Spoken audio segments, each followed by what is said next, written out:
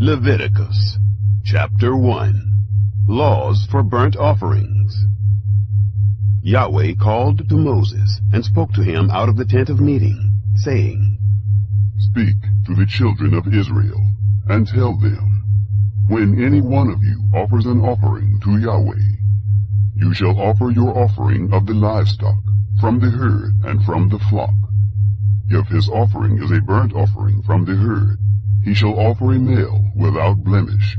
He shall offer it at the door of the tent of meeting, that he may be accepted before Yahweh. He shall lay his hand on the head of the burnt offering, and it shall be accepted for him to make atonement for him. He shall kill the bull before Yahweh. Aaron's sons, the priests, shall present the blood, and sprinkle the blood around on the altar that is at the door of the tent of meeting. He shall flay the burnt offering, and cut it into pieces. The sons of Aaron, the priest, shall put fire on the altar, and lay wood in order on the fire. And Aaron's sons, the priests, shall lay the pieces, the head, and the fat in order on the wood that is on the fire, which is on the altar. But its innards and its legs he shall wash with water. The priest shall burn the whole on the altar for a burnt offering, an offering made by fire, of a pleasant aroma to Yahweh. If his offering is from the flock, from the sheep, or from the goats, for a burnt offering, he shall offer a male without blemish. He shall kill it on the north side of the altar before Yahweh. Aaron's sons, the priests, shall sprinkle its blood around on the altar. He shall cut it into its pieces, with its head and its fat. The priests shall lay them in order on the wood that is on the fire, which is on the altar. But the innards and the legs he shall wash with water. The priest shall offer the whole, and burn it on the altar. It is a burnt offering, an offering made by fire, of a pleasant aroma to Yahweh. If his offering to Yahweh is a burnt offering of birds, then he shall offer his offering of turtle doves, or of young pigeons. The priest shall bring it to the altar, and wring off its head, and burn it on the altar, and its blood shall be drained out on the side of the altar. And he shall take away its crop with its filth, and cast it beside the altar on the east part, in the place of the ashes.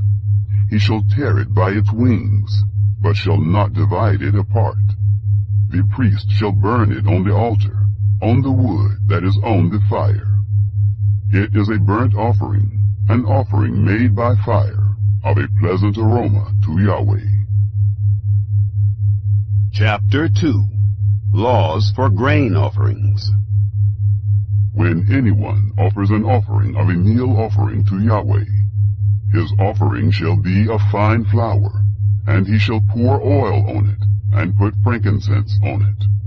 He shall bring it to Aaron's sons, the priests, and he shall take his handful of its fine flour, and of its oil, with all its frankincense, and the priest shall burn its memorial on the altar, an offering made by fire, of a pleasant aroma to Yahweh.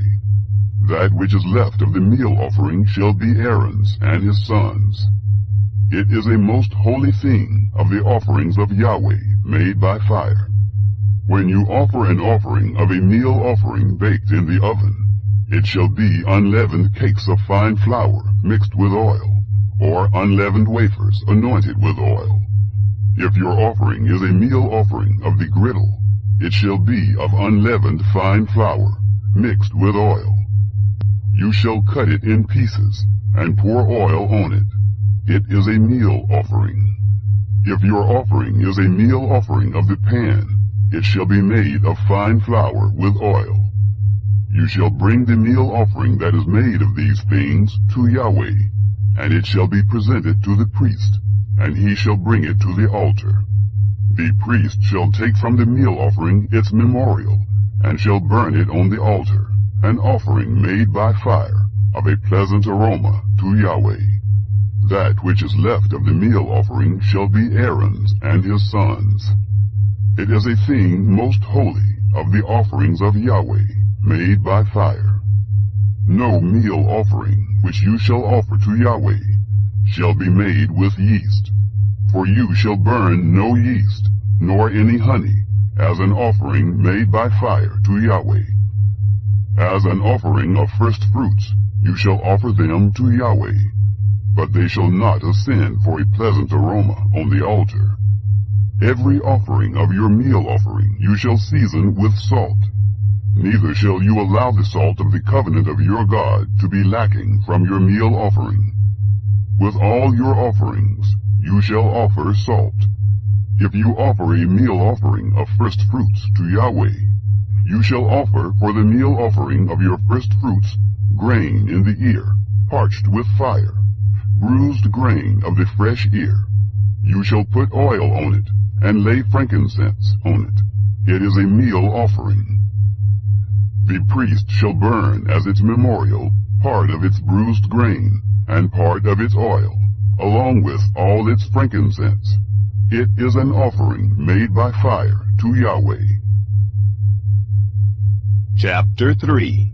Laws for Peace Offerings.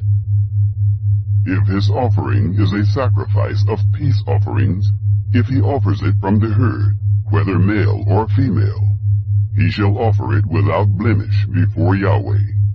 He shall lay his hand on the head of his offering, and kill it at the door of the tent of meeting. And Aaron's sons, the priests, shall sprinkle the blood around on the altar. He shall offer of the sacrifice of peace offerings an offering made by fire to Yahweh. The fat that covers the innards, and all the fat that is on the innards, and the 2 kidneys, and the fat that is on them, which is by the loins, and the cover on the liver, with the kidneys, he shall take away. Aaron's sons shall burn it on the altar, on the burnt offering, which is on the wood that is on the fire. It is an offering made by fire, of a pleasant aroma to Yahweh. If his offering for a sacrifice of peace offerings to Yahweh is from the flock, male or female, he shall offer it without blemish.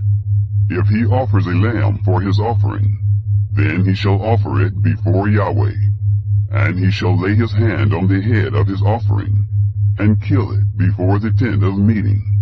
And Aaron's sons shall sprinkle its blood around on the altar. He shall offer from the sacrifice of peace offerings an offering made by fire to Yahweh. Its fat, the entire tail fat, he shall take away close to the backbone, and the fat that covers the inwards, and all the fat that is on the inwards, and the 2 kidneys, and the fat that is on them, which is by the loins, and the cover on the liver, with the kidneys, he shall take away. The priest shall burn it on the altar. It is the food of the offering made by fire to Yahweh. If his offering is a goat, then he shall offer it before Yahweh, and he shall lay his hand on its head, and kill it before the tent of meeting. And the sons of Aaron shall sprinkle its blood around on the altar. He shall offer from it as his offering, an offering made by fire to Yahweh, the fat that covers the innards, and all the fat that is on the innards, and the 2 kidneys, and the fat that is on them, which is by the loins, and the cover on the liver, with the kidneys, he shall take away. The priest shall burn them on the altar. It is the food of the offering made by fire, for a pleasant aroma. All the fat is Yahweh's. It shall be a perpetual statute throughout your generations, in all your dwellings, that you shall eat neither fat nor blood. Chapter 4. Laws for Sin Offerings.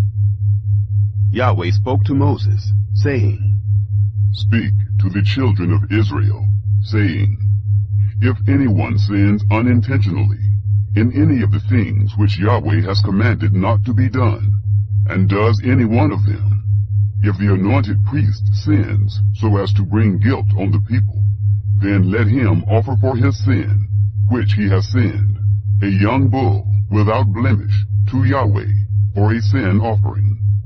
He shall bring the bull to the door of the tent of meeting before Yahweh. And he shall lay his hand on the head of the bull, and kill the bull before Yahweh.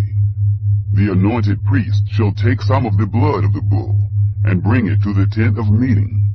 The priest shall dip his finger in the blood, and sprinkle some of the blood 7 times before Yahweh, before the veil of the sanctuary. The priest shall put some of the blood on the horns of the altar of sweet incense before Yahweh, which is in the tent of meeting. And he shall pour out all of the rest of the blood of the bull at the base of the altar of burnt offering, which is at the door of the tent of meeting. He shall take all the fat of the bull of the sin offering off of it, the fat that covers the innards, and all the fat that is on the innards, and the 2 kidneys, and the fat that is on them, which is by the loins, and the cover on the liver, with the kidneys, he shall take away, as it is taken off of the bull of the sacrifice of peace offerings. The priest shall burn them on the altar of burnt offering.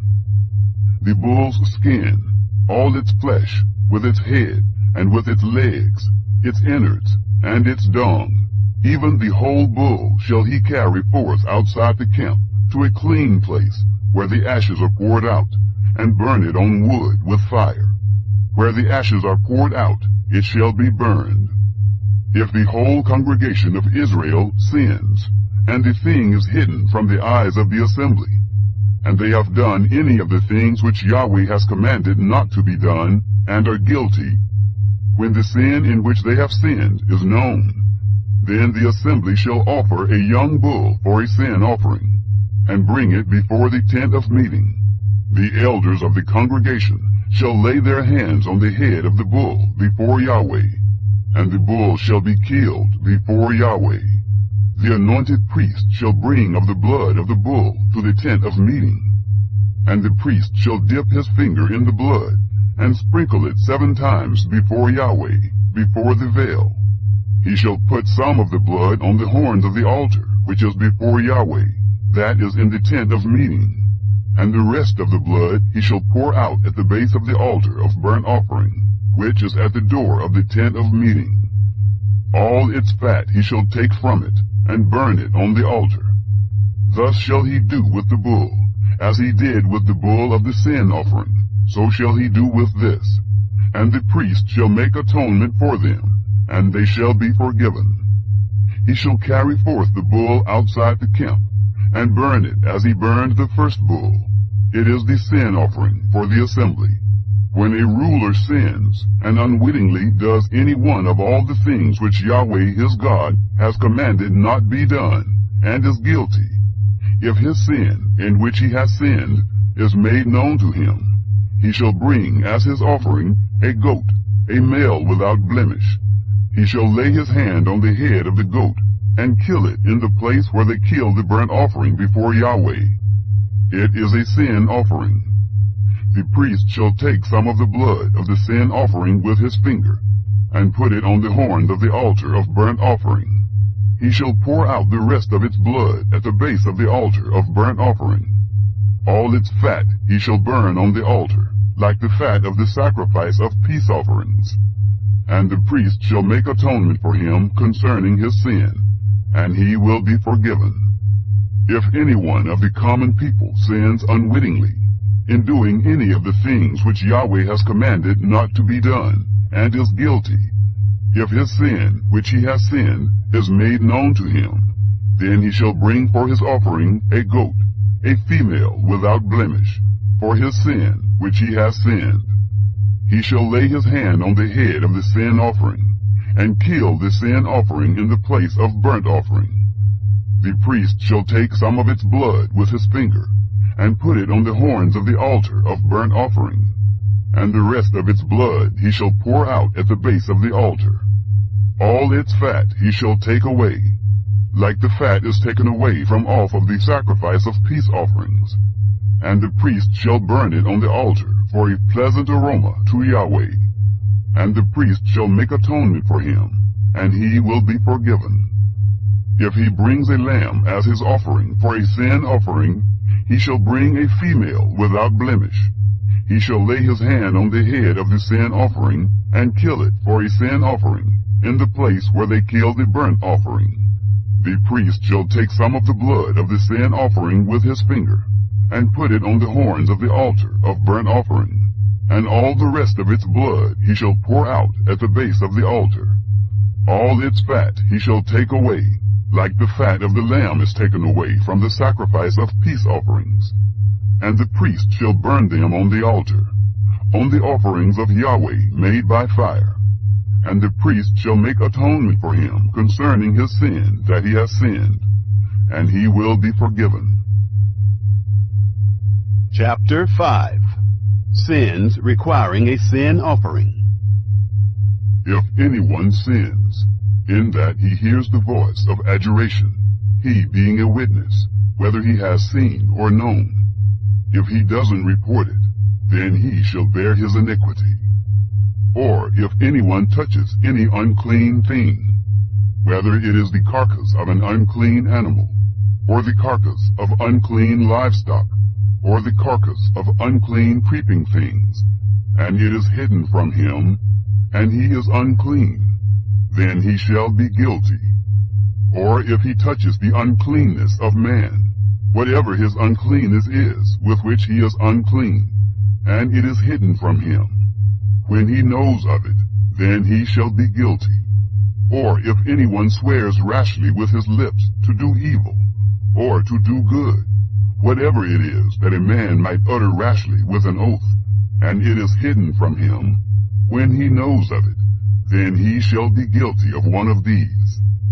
It shall be, when he is guilty of one of these, he shall confess that in which he has sinned, and he shall bring his trespass offering to Yahweh, for his sin which he has sinned, a female from the flock, a lamb or a goat, for a sin offering.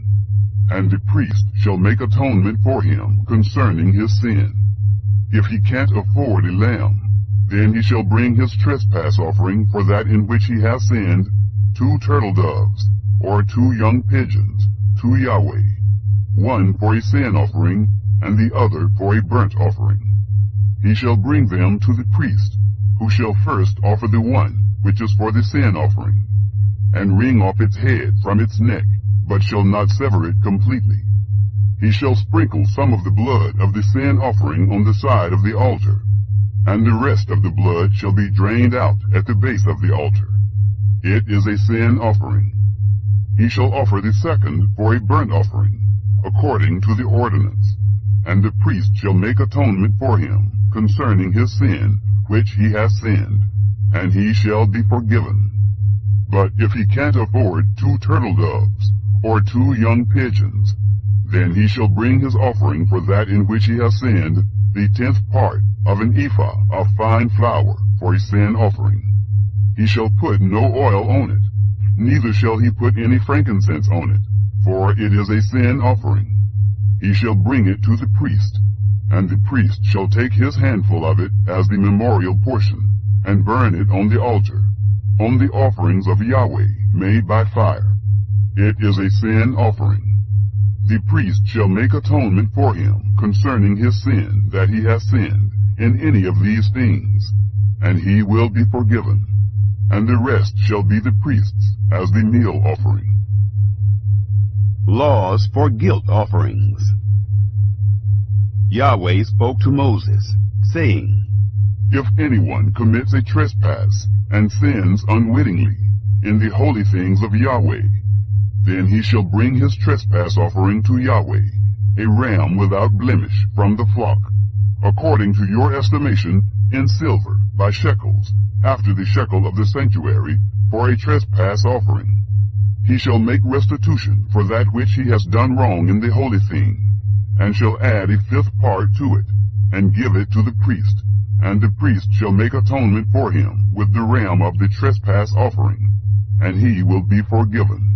If anyone sins, and does any of the things which Yahweh has commanded not to be done, though he didn't know it, yet he is guilty, and shall bear his iniquity.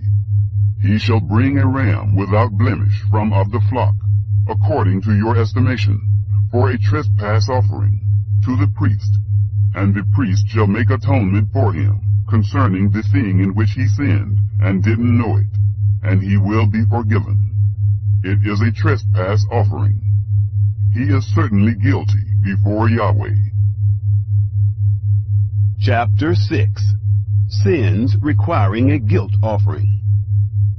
Yahweh spoke to Moses, saying, If anyone sins and commits a trespass against Yahweh, and deals falsely with his neighbor in a matter of deposit, or of bargain, or of robbery, or has oppressed his neighbor, or has found that which was lost, and dealt falsely therein, and swearing to a lie, in any of all these things that a man does, sinning therein, then it shall be, if he has sinned, and is guilty, he shall restore that which he took by robbery, or the thing which he has gotten by oppression, or the deposit which was committed to him, or the lost thing which he found, or anything about which he has sworn falsely.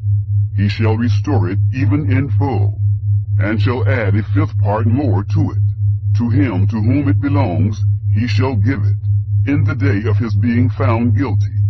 He shall bring his trespass offering to Yahweh, a ram without blemish from the flock, according to your estimation, for a trespass offering, to the priest. The priest shall make atonement for him before Yahweh, and he will be forgiven concerning whatever he does to become guilty. The burnt offering. Yahweh spoke to Moses, saying, Command Aaron and his sons, saying, This is the law of the burnt offering. The burnt offering shall be on the hearth, on the altar, all night, until the morning, and the fire of the altar shall be kept burning on it. The priest shall put on his linen garment, and he shall put on his linen breeches upon his body, and he shall remove the ashes from where the fire has consumed the burnt offering on the altar, and he shall put them beside the altar.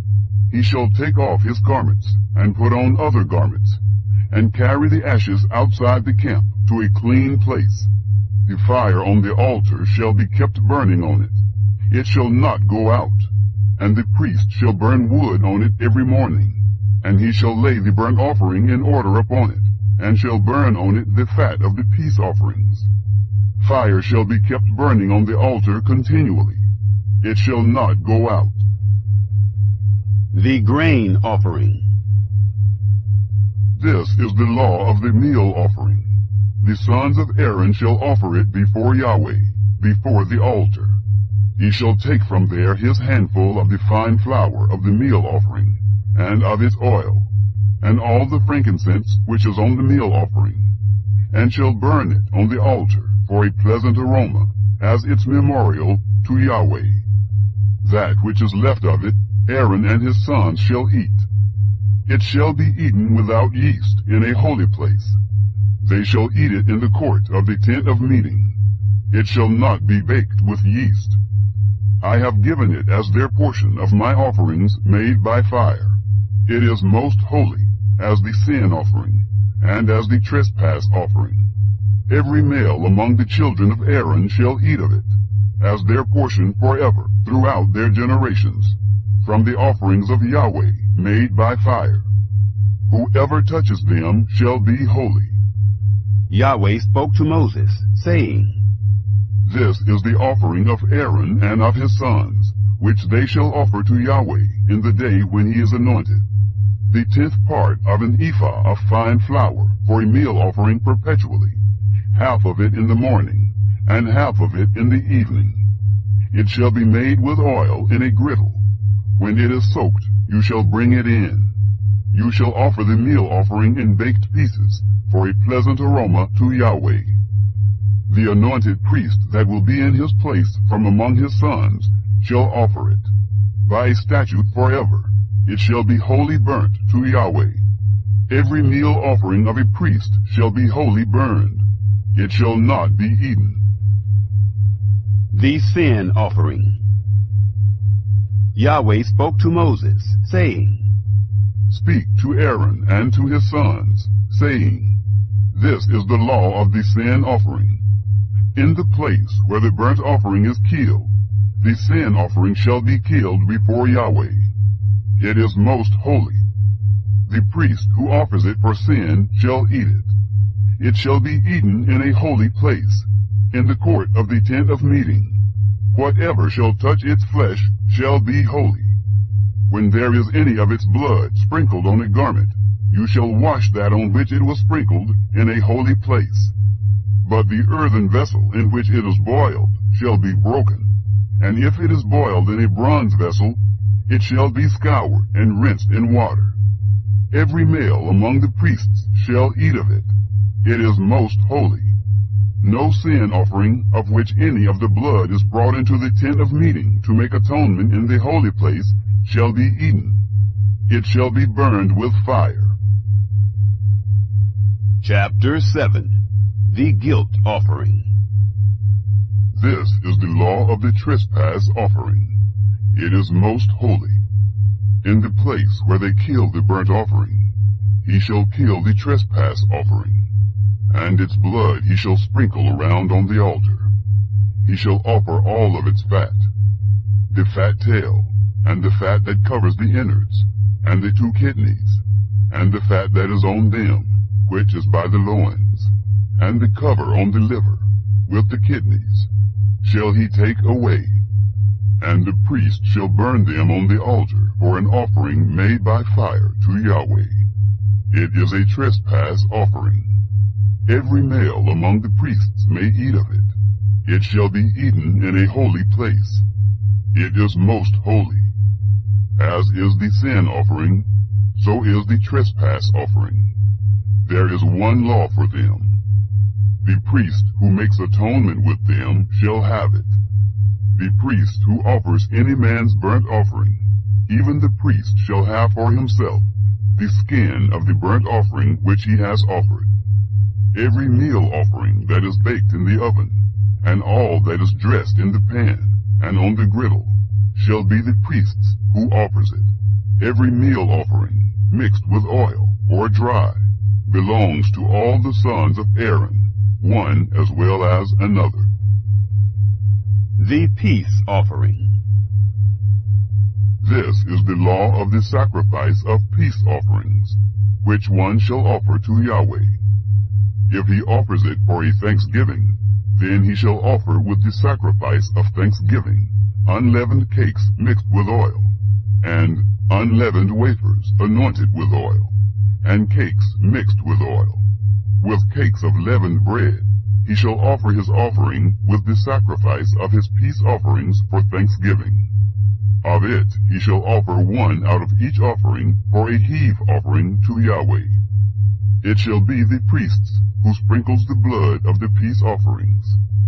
The flesh of the sacrifice of his peace offerings for thanksgiving shall be eaten on the day of his offering. He shall not leave any of it until the morning. But if the sacrifice of his offering is a vow or a free will offering, it shall be eaten on the day that he offers his sacrifice, and on the next day what remains of it shall be eaten. But what remains of the flesh of the sacrifice on the 3rd day shall be burned with fire. If any of the flesh of the sacrifice of his peace offerings is eaten on the 3rd day, it will not be accepted, neither shall it be imputed to him who offers it. It will be an abomination, and the soul who eats any of it will bear his iniquity. The flesh that touches any unclean thing shall not be eaten. It shall be burned with fire. As for the flesh, everyone who is clean may eat it. But the soul who eats of the flesh of the sacrifice of peace offerings that belongs to Yahweh, having his uncleanness on him, that soul shall be cut off from his people. When anyone touches any unclean thing, the uncleanness of man, or an unclean animal, or any unclean abomination, and eats some of the flesh of the sacrifice of peace offerings which belong to Yahweh, that soul shall be cut off from his people. Fat and blood forbidden. Yahweh spoke to Moses, saying, Speak to the children of Israel, saying, You shall eat no fat of bull, or sheep, or goat, the fat of that which dies of itself, and the fat of that which is torn of animals may be used for any other service, but you shall in no way eat of it. For whoever eats the fat of the animal, of which men offer an offering made by fire to Yahweh, even the soul who eats it shall be cut off from his people. You shall not eat any blood, whether it is of bird or of animal, in any of your dwellings. Whoever it is who eats any blood, that soul shall be cut off from his people. The priest's portion. Yahweh spoke to Moses, saying, Speak to the children of Israel, saying, He who offers the sacrifice of his peace offerings to Yahweh shall bring his offering to Yahweh out of the sacrifice of his peace offerings. With his own hands he shall bring the offerings of Yahweh made by fire. He shall bring the fat with the breast, that the breast may be waved for a wave offering before Yahweh. The priest shall burn the fat on the altar, but the breast shall be Aaron's and his sons'. The right thigh you shall give to the priest for a heave offering out of the sacrifices of your peace offerings. He among the sons of Aaron, who offers the blood of the peace offerings and the fat, shall have the right thigh for a portion.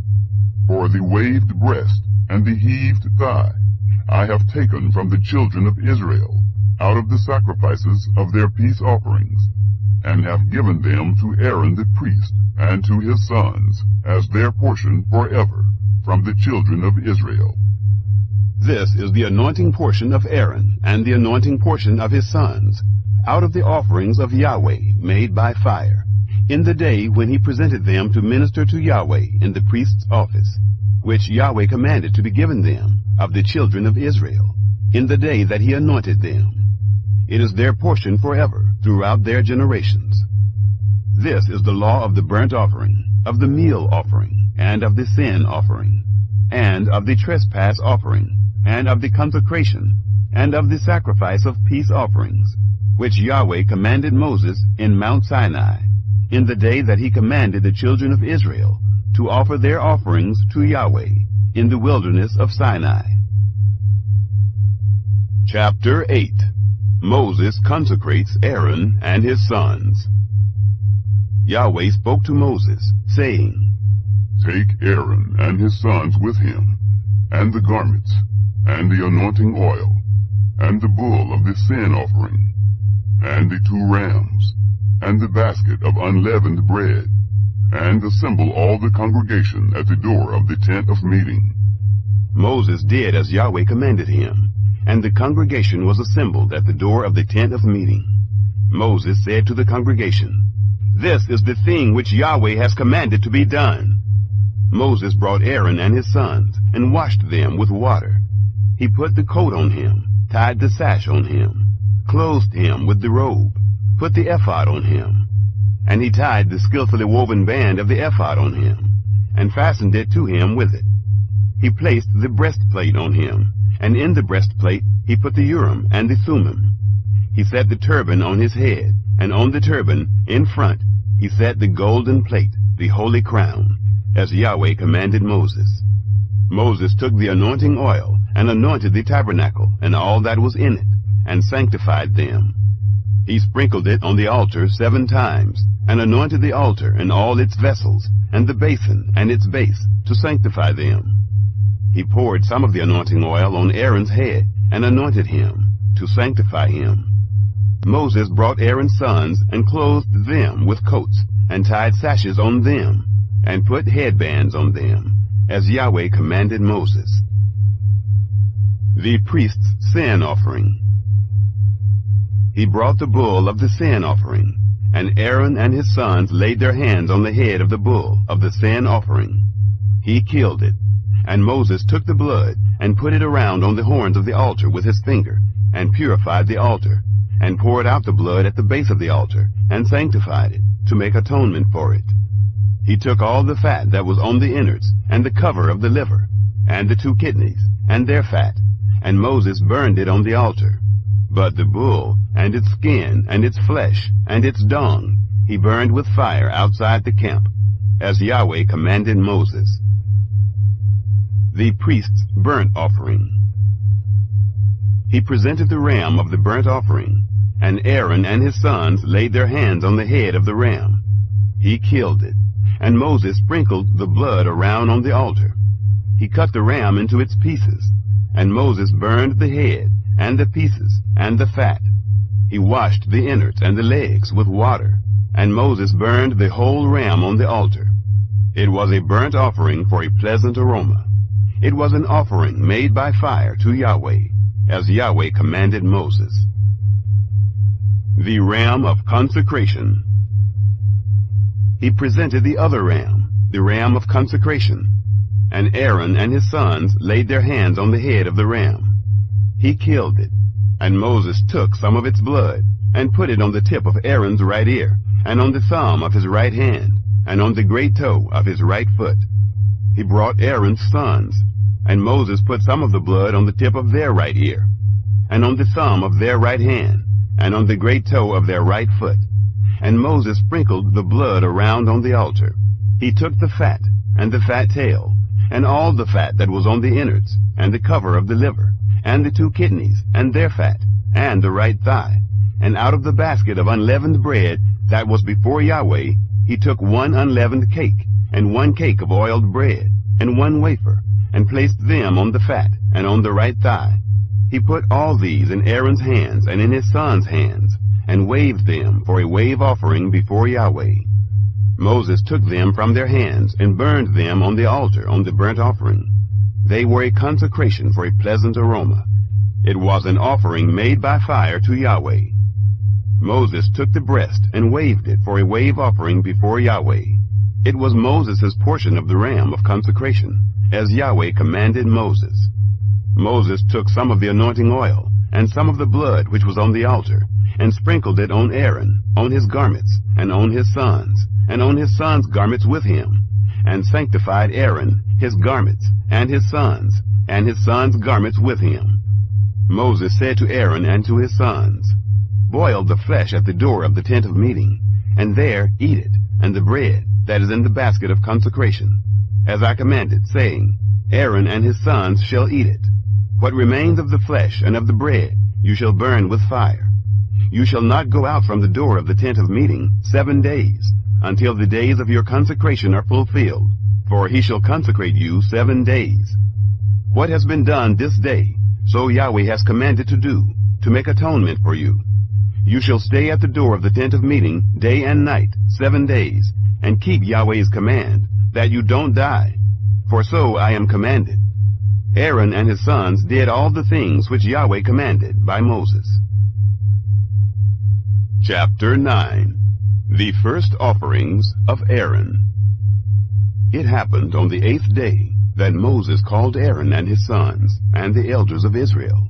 And he said to Aaron, "Take a calf from the herd for a sin offering, and a ram for a burnt offering, without blemish, and offer them before Yahweh.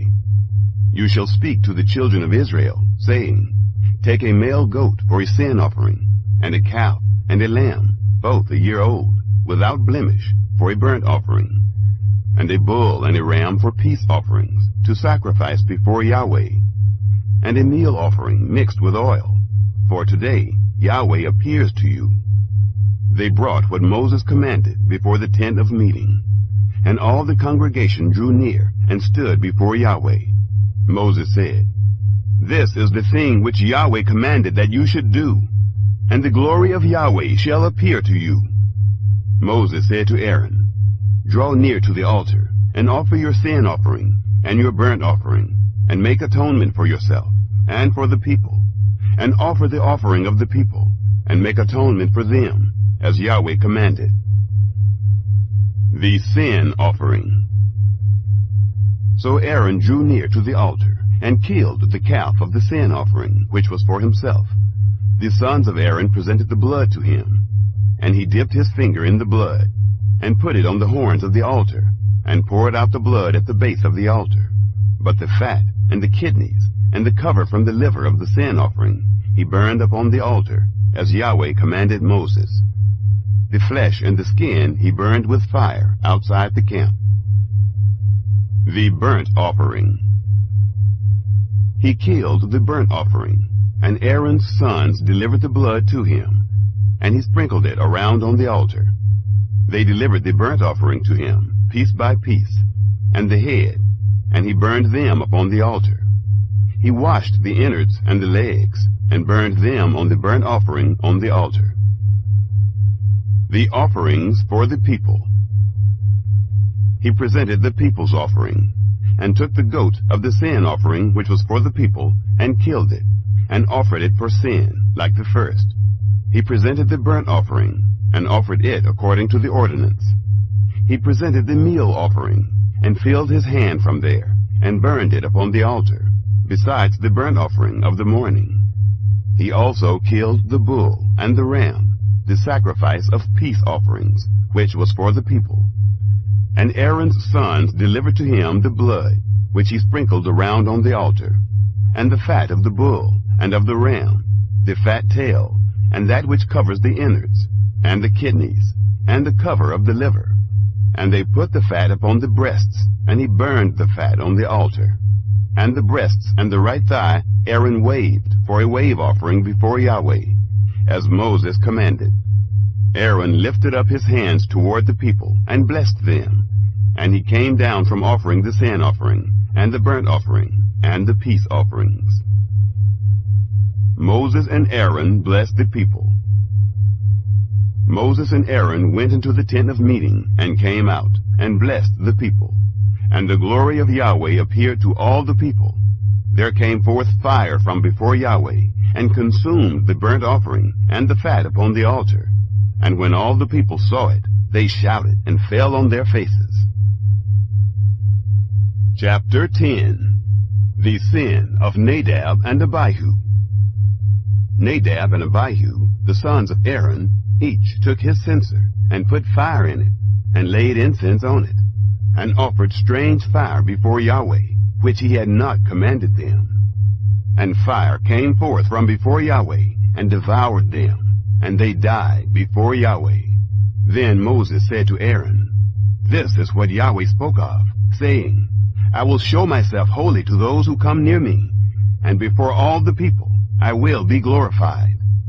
Aaron held his peace.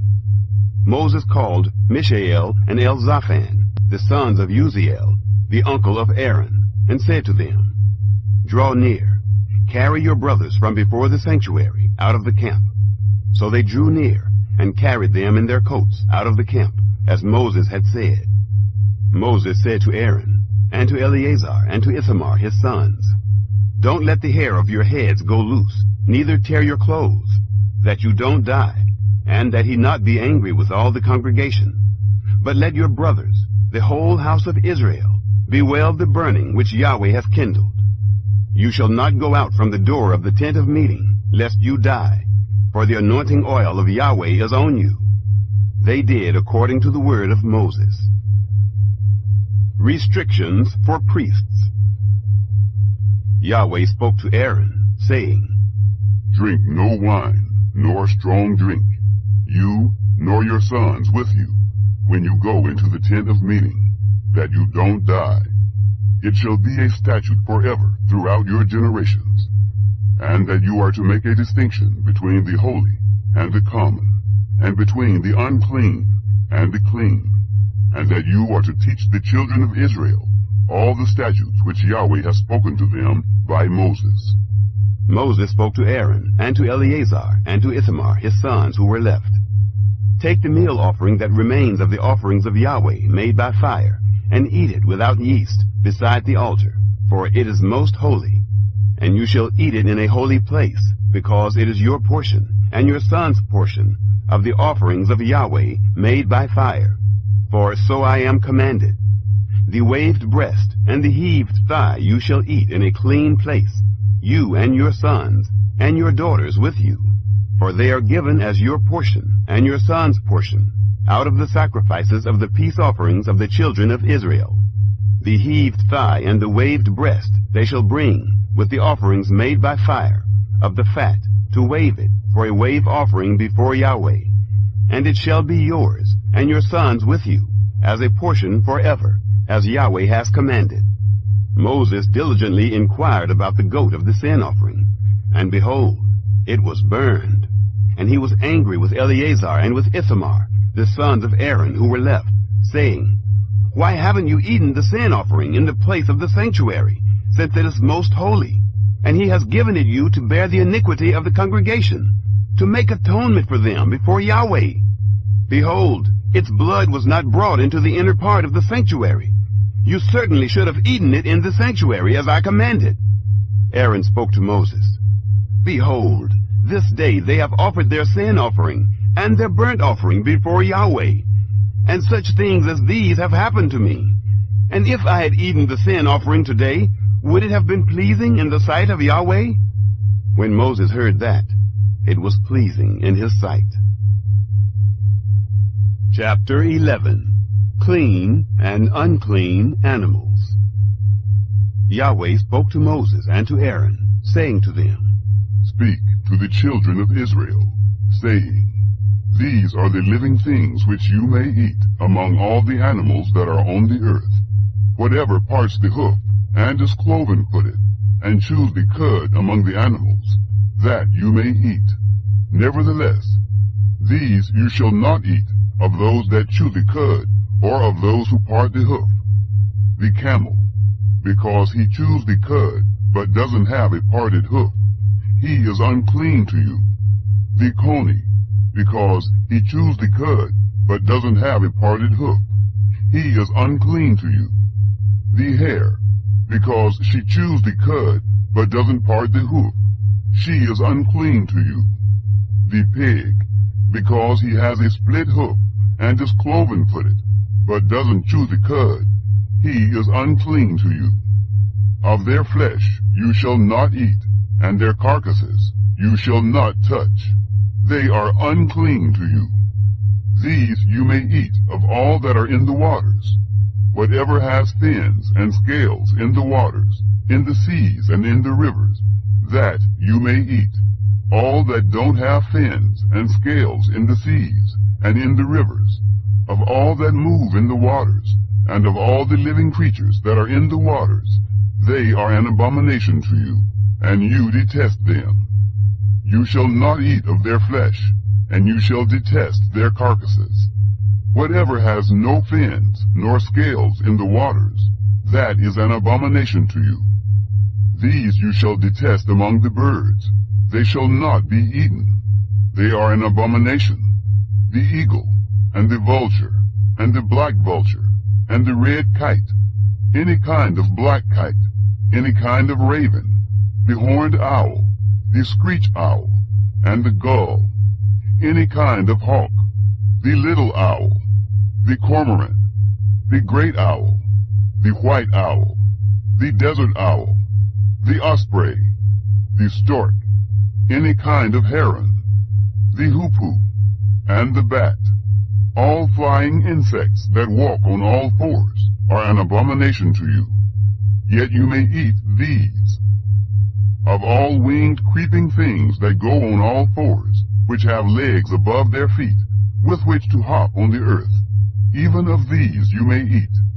Any kind of locust, any kind of katydid, any kind of cricket, and any kind of grasshopper. But all winged creeping things which have 4 feet are an abomination to you. By these you will become unclean. Whoever touches the carcass of them shall be unclean until the evening. Whoever carries any part of their carcass shall wash his clothes, and be unclean until the evening. Every animal which parts the hoof, and is not cloven-footed, nor chews the cud, is unclean to you. Everyone who touches them shall be unclean. Whatever goes on its paws, among all animals that go on all fours, they are unclean to you. Whoever touches their carcass shall be unclean until the evening. He who carries their carcass shall wash his clothes, and be unclean until the evening. They are unclean to you. These are they which are unclean to you among the creeping things that creep on the earth: the weasel, the rat, any kind of great lizard, the gecko, and the monitor lizard, the wall lizard, the skink, and the chameleon. These are they which are unclean to you among all that creep. Whoever touches them when they are dead shall be unclean until the evening. On whatever any of them falls when they are dead, it shall be unclean. Whether it is any vessel of wood, or clothing, or skin, or sack, whatever vessel it is, with which any work is done, it must be put into water, and it shall be unclean until the evening. Then it will be clean. Every earthen vessel into which any of them falls, all that is in it shall be unclean, and you shall break it. All food which may be eaten, that on which water comes, shall be unclean, and all drink that may be drunk in every such vessel shall be unclean. Everything whereupon part of their carcass falls shall be unclean. Whether oven or range for pots, it shall be broken in pieces. They are unclean, and shall be unclean to you. Nevertheless, a spring or a cistern in which water is gathered shall be clean, but that which touches their carcass shall be unclean. If part of their carcass falls on any sowing seed which is to be sown, it is clean. But if water is put on the seed, and part of their carcass falls on it, it is unclean to you. If any animal of which you may eat dies, he who touches its carcass shall be unclean until the evening. He who eats of its carcass shall wash his clothes, and be unclean until the evening. He also who carries its carcass shall wash his clothes, and be unclean until the evening. Every creeping thing that creeps on the earth is an abomination. It shall not be eaten. Whatever goes on its belly, and whatever goes on all fours, or whatever has many feet, even all creeping things that creep on the earth, them you shall not eat, for they are an abomination. You shall not make yourselves abominable with any creeping thing that creeps, neither shall you make yourselves unclean with them, that you should be defiled thereby. For I am Yahweh your God. Sanctify yourselves therefore, and be holy, for I am holy. Neither shall you defile yourselves with any kind of creeping thing that moves on the earth. For I am Yahweh, who brought you up out of the land of Egypt, to be your God. You shall therefore be holy, for I am holy.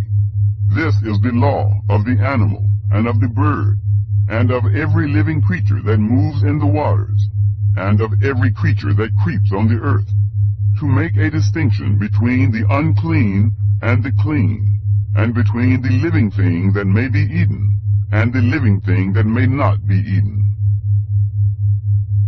Chapter 12. Purification after childbirth. Yahweh spoke to Moses, saying, Speak to the children of Israel, saying, If a woman conceives, and bears a male child, then she shall be unclean 7 days. As in the days of her monthly period, she shall be unclean. In the 8th day the flesh of his foreskin shall be circumcised. She shall continue in the blood of purification 33 days. She shall not touch any holy thing, nor come into the sanctuary, until the days of her purifying are completed. But if she bears a female child, then she shall be unclean 2 weeks, as in her period. And she shall continue in the blood of purification 66 days.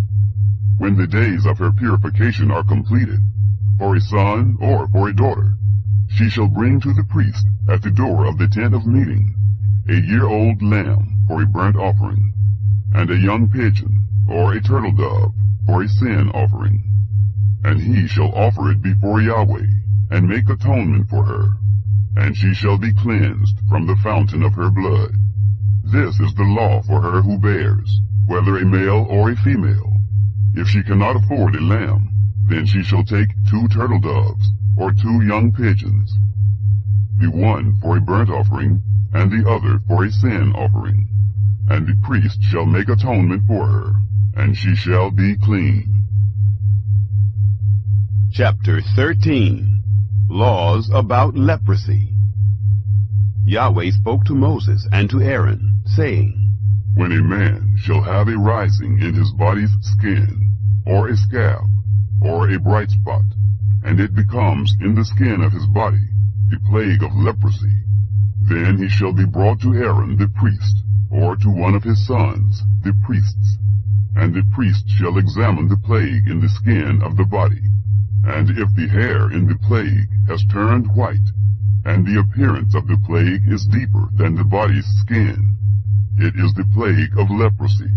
And the priest shall examine him, and pronounce him unclean. If the bright spot is white in the skin of his body, and its appearance isn't deeper than the skin, and its hair hasn't turned white, then the priest shall isolate the infected person for 7 days. The priest shall examine him on the 7th day, and, behold, if in his eyes the plague is arrested, and the plague hasn't spread in the skin, then the priest shall isolate him for 7 more days.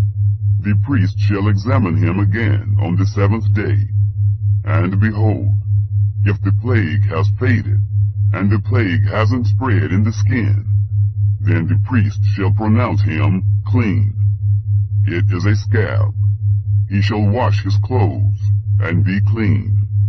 But if the scab spreads on the skin, after he has shown himself to the priest for his cleansing, he shall show himself to the priest again. The priest shall examine him, and behold, if the scab has spread on the skin, then the priest shall pronounce him unclean. It is leprosy. When the plague of leprosy is in a man, then he shall be brought to the priest, and the priest shall examine him. Behold, if there is a white rising in the skin, and it has turned the hair white, and there is raw flesh in the rising, it is a chronic leprosy in the skin of his body, and the priest shall pronounce him unclean. He shall not isolate him, for he is unclean. If the leprosy breaks out all over the skin, and the leprosy covers all the skin of the infected person, from his head even to his feet, as far as it appears to the priest, then the priest shall examine him. And, behold, if the leprosy has covered all his flesh, he shall pronounce him clean of the plague. It has all turned white. He is clean. But whenever raw flesh appears in him, he shall be unclean. The priest shall examine the raw flesh, and pronounce him unclean.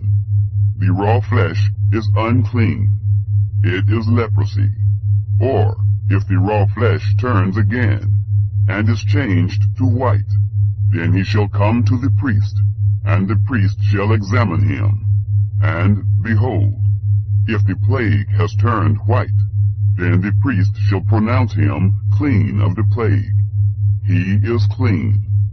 When the body has a boil on its skin, and it has healed, and in the place of the boil there is a white rising, or a bright spot, reddish white, then it shall be shown to the priest, and the priest shall examine it. And behold, if its appearance is lower than the skin, and its hair has turned white, then the priest shall pronounce him unclean. It is the plague of leprosy. It has broken out in the boil.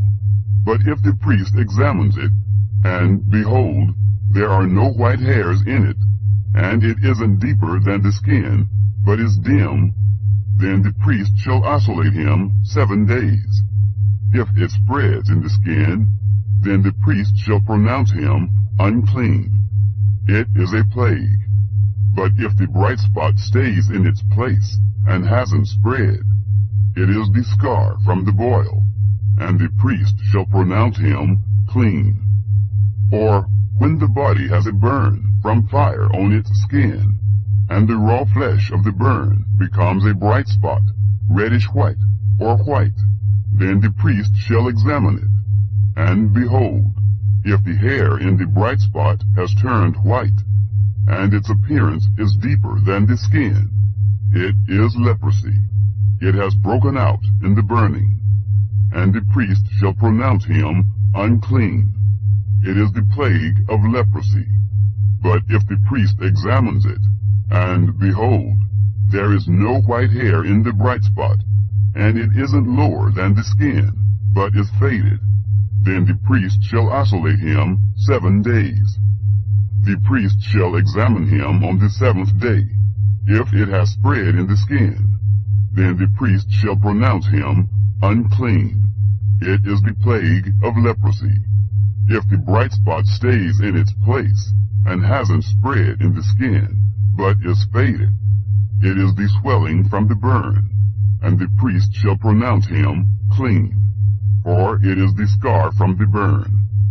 When a man or woman has a plague on the head or on the beard, then the priest shall examine the plague, and behold, if its appearance is deeper than the skin, and the hair in it is yellow and thin, then the priest shall pronounce him unclean.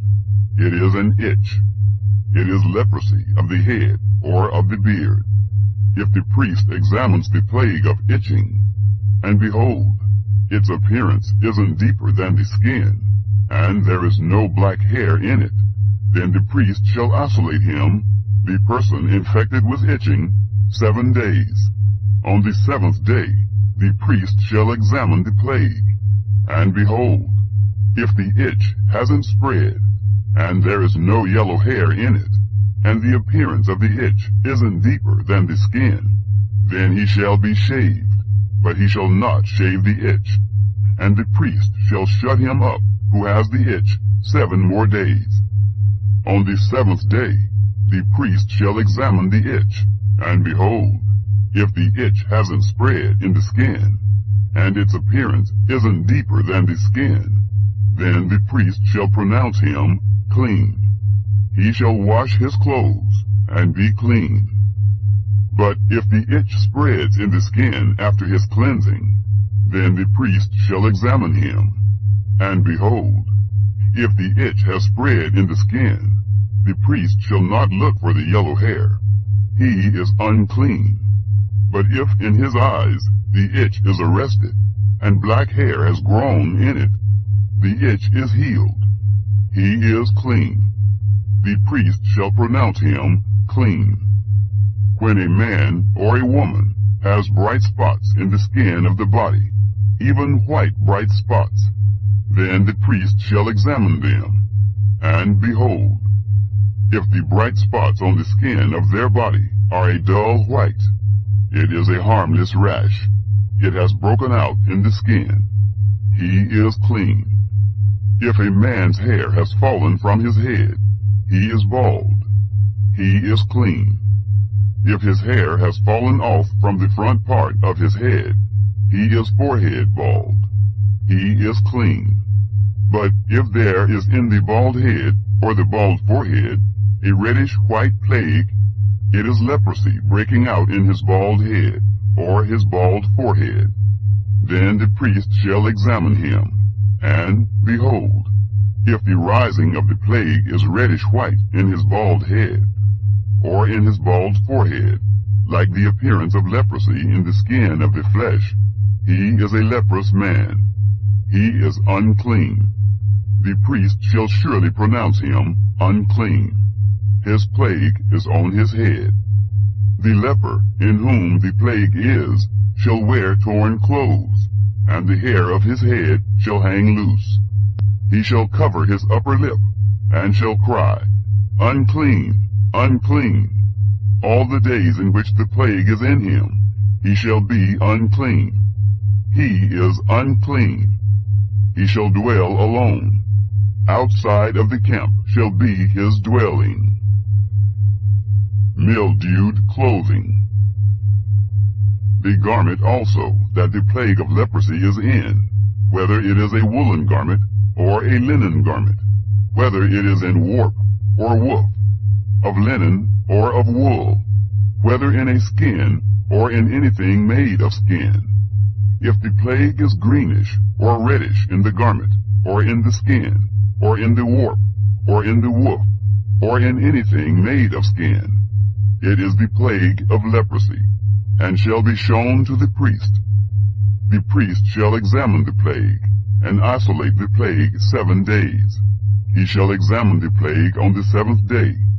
If the plague has spread in the garment, either in the warp, or in the woof, or in the skin, whatever use the skin is used for, the plague is a destructive mildew. It is unclean. He shall burn the garment, whether the warp or the woof, in wool or in linen, or anything of skin, in which the plague is. For it is a destructive mildew. It shall be burned in the fire. If the priest examines it, and, behold, the plague hasn't spread in the garment, either in the warp, or in the woof, or in anything of skin, then the priest shall command that they wash the thing in which the plague is, and he shall isolate it 7 more days. Then the priest shall examine it, after the plague is washed. And behold, if the plague hasn't changed its color, and the plague hasn't spread, it is unclean. You shall burn it in the fire. It is a mildewed spot, whether the bareness is inside or outside. If the priest looks, and behold, the plague has faded after it is washed, then he shall tear it out of the garment, or out of the skin, or out of the warp, or out of the woof. And if it appears again in the garment, either in the warp, or in the woof, or in anything of skin, it is spreading. You shall burn with fire that in which the plague is. The garment, either the warp, or the woof, or whatever thing of skin it is, which you shall wash. If the plague has departed from them, then it shall be washed the 2nd time, and it will be clean. This is the law of the plague of mildew in a garment of wool or linen, either in the warp or the woof, or in anything of skin, to pronounce it clean, or to pronounce it unclean. Chapter 14. Cleansing the leper. Yahweh spoke to Moses, saying, This shall be the law of the leper in the day of his cleansing. He shall be brought to the priest, and the priest shall go forth out of the camp. The priest shall examine him, and behold, if the plague of leprosy is healed in the leper, then the priest shall command them to take for him who is to be cleansed 2 living clean birds, and cedar wood, and scarlet, and hyssop. The priest shall command them to kill one of the birds in an earthen vessel, over running water. As for the living bird, he shall take it, and the cedar wood, and the scarlet, and the hyssop, and shall dip them and the living bird in the blood of the bird that was killed over the running water. He shall sprinkle on him who is to be cleansed from the leprosy 7 times, and shall pronounce him clean, and shall let the living bird go into the open field. He who is to be cleansed shall wash his clothes, and shave off all his hair, and bathe himself in water, and he shall be clean. After that he shall come into the camp, but shall dwell outside his tent 7 days. It shall be on the 7th day that he shall shave all his hair off his head, and his beard, and his eyebrows, even all his hair he shall shave off. He shall wash his clothes, and he shall bathe his body in water. Then he shall be clean. On the 8th day he shall take 2 male lambs without blemish, and 1 ewe lamb a year old without blemish, and 3/10 of an ephah of fine flour for a meal offering, mingled with oil, and 1 log of oil. The priest who cleanses him shall set the man who is to be cleansed and those things before Yahweh at the door of the tent of meeting. The priest shall take 1 of the male lambs and offer him for a trespass offering with the log of oil, and wave them for a wave offering before Yahweh. He shall kill the male lamb in the place where they kill the sin offering and the burnt offering, in the place of the sanctuary. For as the sin offering is the priest's, so is the trespass offering. It is most holy. The priest shall take some of the blood of the trespass offering, and the priest shall put it on the tip of the right ear of him who is to be cleansed, and on the thumb of his right hand, and on the big toe of his right foot. The priest shall take some of the log of oil, and pour it into the palm of his own left hand. The priest shall dip his right finger in the oil that is in his left hand, and shall sprinkle some of the oil with his finger 7 times before Yahweh.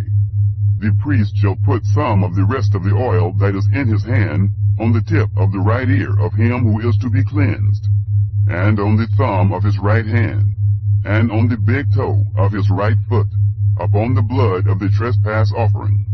The rest of the oil that is in the priest's hand he shall put on the head of him who is to be cleansed, and the priest shall make atonement for him before Yahweh. The priest shall offer the sin offering, and make atonement for him who is to be cleansed, because of his uncleanness. And afterward he shall kill the burnt offering, and the priest shall offer the burnt offering and the meal offering on the altar.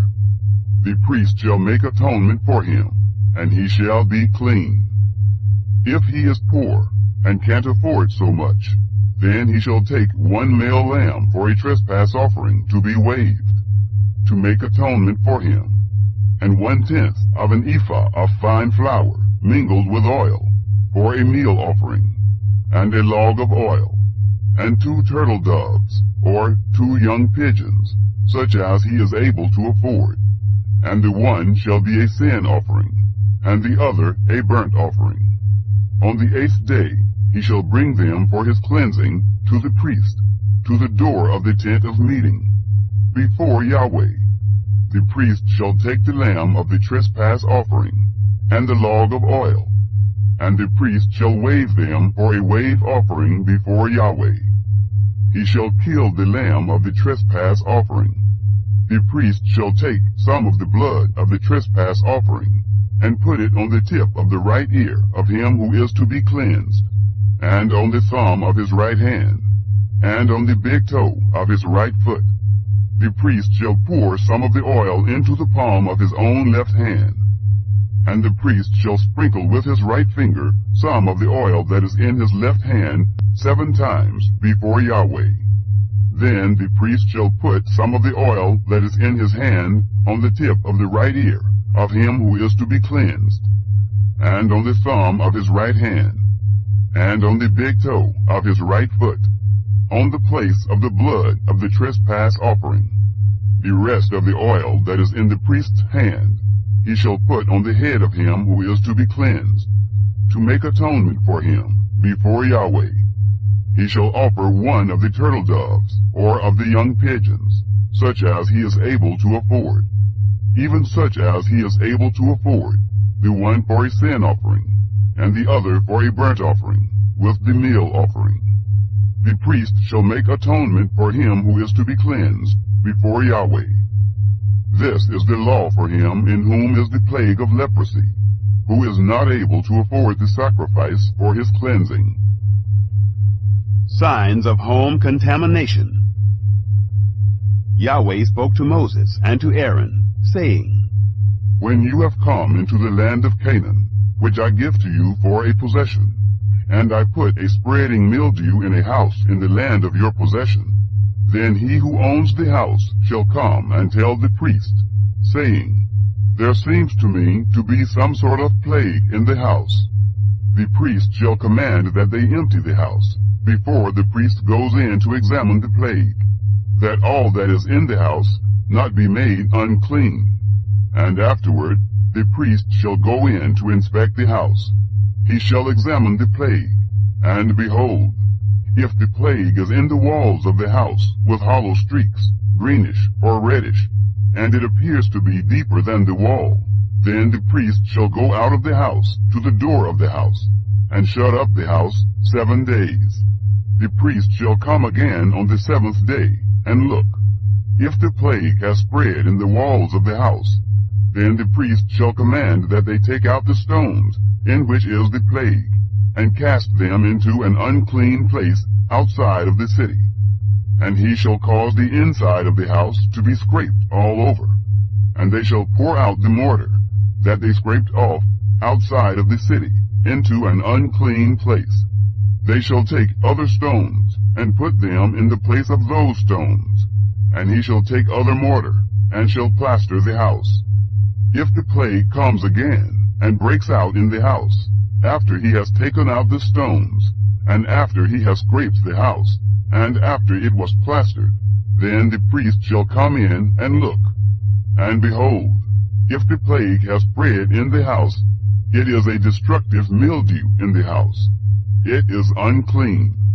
He shall break down the house, its stones, and its timber, and all the house's mortar. He shall carry them out of the city into an unclean place. Moreover, he who goes into the house while it is shut up shall be unclean until the evening. He who lies down in the house shall wash his clothes, and he who eats in the house shall wash his clothes. Cleansing a home. If the priest shall come in and examine it, and behold, the plague hasn't spread in the house after the house was plastered, then the priest shall pronounce the house clean, because the plague is healed. To cleanse the house he shall take 2 birds, and cedar wood, and scarlet, and hyssop. He shall kill one of the birds in an earthen vessel over running water. He shall take the cedar wood, and the hyssop, and the scarlet, and the living bird, and dip them in the blood of the slain bird, and in the running water, and sprinkle the house 7 times. He shall cleanse the house with the blood of the bird, and with the running water, with the living bird, with the cedar wood, with the hyssop, and with the scarlet. But he shall let the living bird go out of the city into the open field. So shall he make atonement for the house, and it shall be clean. This is the law for any plague of leprosy, and for an itch, and for the destructive mildew of a garment, and for a house, and for a rising, and for a scab, and for a bright spot, to teach when it is unclean, and when it is clean. This is the law of leprosy. Chapter 15. The uncleanness of men. Yahweh spoke to Moses and to Aaron, saying, Speak to the children of Israel, and tell them, when any man has a discharge from his body, because of his discharge, he is unclean. This shall be his uncleanness in his discharge, whether his body runs with his discharge, or his body has stopped from his discharge. It is his uncleanness. Every bed whereon he who has the discharge lies shall be unclean, and everything he sits on shall be unclean. Whoever touches his bed shall wash his clothes, and bathe himself in water, and be unclean until the evening. He who sits on anything whereon the man who has the discharge sat shall wash his clothes, and bathe himself in water, and be unclean until the evening. He who touches the body of him who has the discharge shall wash his clothes, and bathe himself in water, and be unclean until the evening. If he who has the discharge spits on him who is clean, then he shall wash his clothes, and bathe himself in water, and be unclean until the evening. Whatever saddle he who has the discharge rides on shall be unclean. Whoever touches anything that was under him shall be unclean until the evening. He who carries those things shall wash his clothes, and bathe himself in water, and be unclean until the evening. Whoever he who has the discharge touches, without having rinsed his hands in water, he shall wash his clothes, and bathe himself in water, and be unclean until the evening. The earthen vessel, which he who has the discharge touches, shall be broken, and every vessel of wood shall be rinsed in water. The cleansing of men. When he who has a discharge is cleansed of his discharge, then he shall count to himself 7 days for his cleansing, and wash his clothes, and he shall bathe his flesh in running water, and shall be clean. On the 8th day he shall take 2 turtle doves, or 2 young pigeons, and come before Yahweh to the door of the tent of meeting, and give them to the priest. And the priest shall offer them, the one for a sin offering, and the other for a burnt offering. The priest shall make atonement for him before Yahweh for his discharge. If any man has an emission of semen, then he shall bathe all his flesh in water, and be unclean until the evening. Every garment and every skin whereon the semen is shall be washed with water, and be unclean until the evening. If a man lies with a woman, and there is an emission of semen, they shall both bathe themselves in water, and be unclean until the evening. The uncleanness of women. If a woman has a discharge, and her discharge in her flesh is blood, she shall be in her impurity 7 days, and whoever touches her shall be unclean until the evening. Everything that she lies on in her impurity shall be unclean. Everything also that she sits on shall be unclean. Whoever touches her bed shall wash his clothes, and bathe himself in water, and be unclean until the evening. Whoever touches anything that she sits on shall wash his clothes, and bathe himself in water, and be unclean until the evening. If it is on the bed, or on anything whereon she sits, when he touches it, he shall be unclean until the evening. If any man lies with her, and her monthly flow is on him, he shall be unclean 7 days, and every bed whereon he lies shall be unclean. If a woman has a discharge of her blood many days, not in the time of her period, or if she has a discharge beyond the time of her period, all the days of the discharge of her uncleanness shall be as in the days of her period. She is unclean. Every bed whereon she lies all the days of her discharge shall be to her as the bed of her period, and everything whereon she sits shall be unclean, as the uncleanness of her period. Whoever touches these things shall be unclean, and shall wash his clothes, and bathe himself in water, and be unclean until the evening. The cleansing of women. But if she is cleansed of her discharge, then she shall count to herself 7 days, and after that she shall be clean. On the 8th day she shall take 2 turtle doves, or 2 young pigeons, and bring them to the priest, to the door of the tent of meeting. The priest shall offer the one for a sin offering, and the other for a burnt offering. And the priest shall make atonement for her before Yahweh for the uncleanness of her discharge. Thus you shall separate the children of Israel from their uncleanness, so they will not die in their uncleanness when they defile my tabernacle that is in their midst. This is the law of him who has a discharge, and of him who has an emission of semen, so that he is unclean thereby, and of her who has her period, and of a man or woman who has a discharge, and of him who lies with her who is unclean. Chapter 16. The Law of Atonement. Yahweh spoke to Moses after the death of the 2 sons of Aaron, when they drew near before Yahweh and died. And Yahweh said to Moses, Tell Aaron your brother not to come at all times into the most holy place within the veil, before the mercy seat, which is on the ark, lest he die. For I will appear in the cloud on the mercy seat. Herewith shall Aaron come into the sanctuary, with a young bull for a sin offering, and a ram for a burnt offering. He shall put on the holy linen coat, and he shall have the linen breeches on his body, and shall put on the linen sash, and he shall be clothed with the linen turban.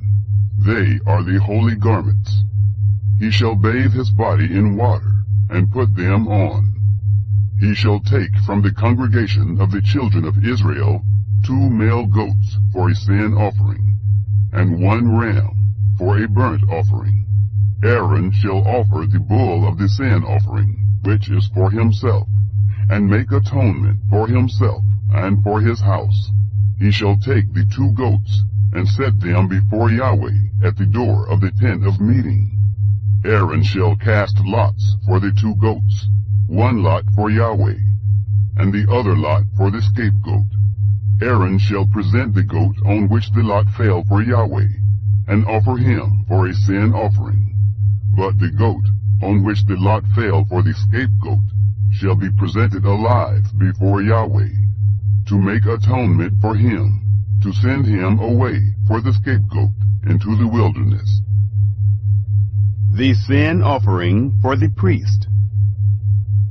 Aaron shall present the bull of the sin offering, which is for himself, and shall make atonement for himself and for his house, and shall kill the bull of the sin offering, which is for himself.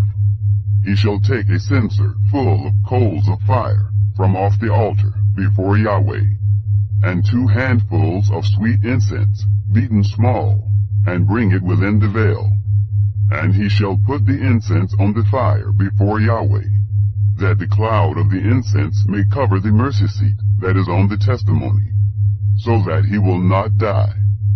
He shall take some of the blood of the bull, and sprinkle it with his finger on the mercy seat on the east, and before the mercy seat he shall sprinkle some of the blood with his finger 7 times. The sin offering for the people.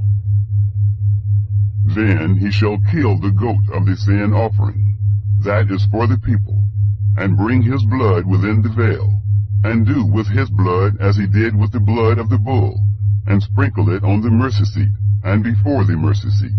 And he shall make atonement for the holy place, because of the uncleanness of the children of Israel, and because of their transgressions, even all their sins.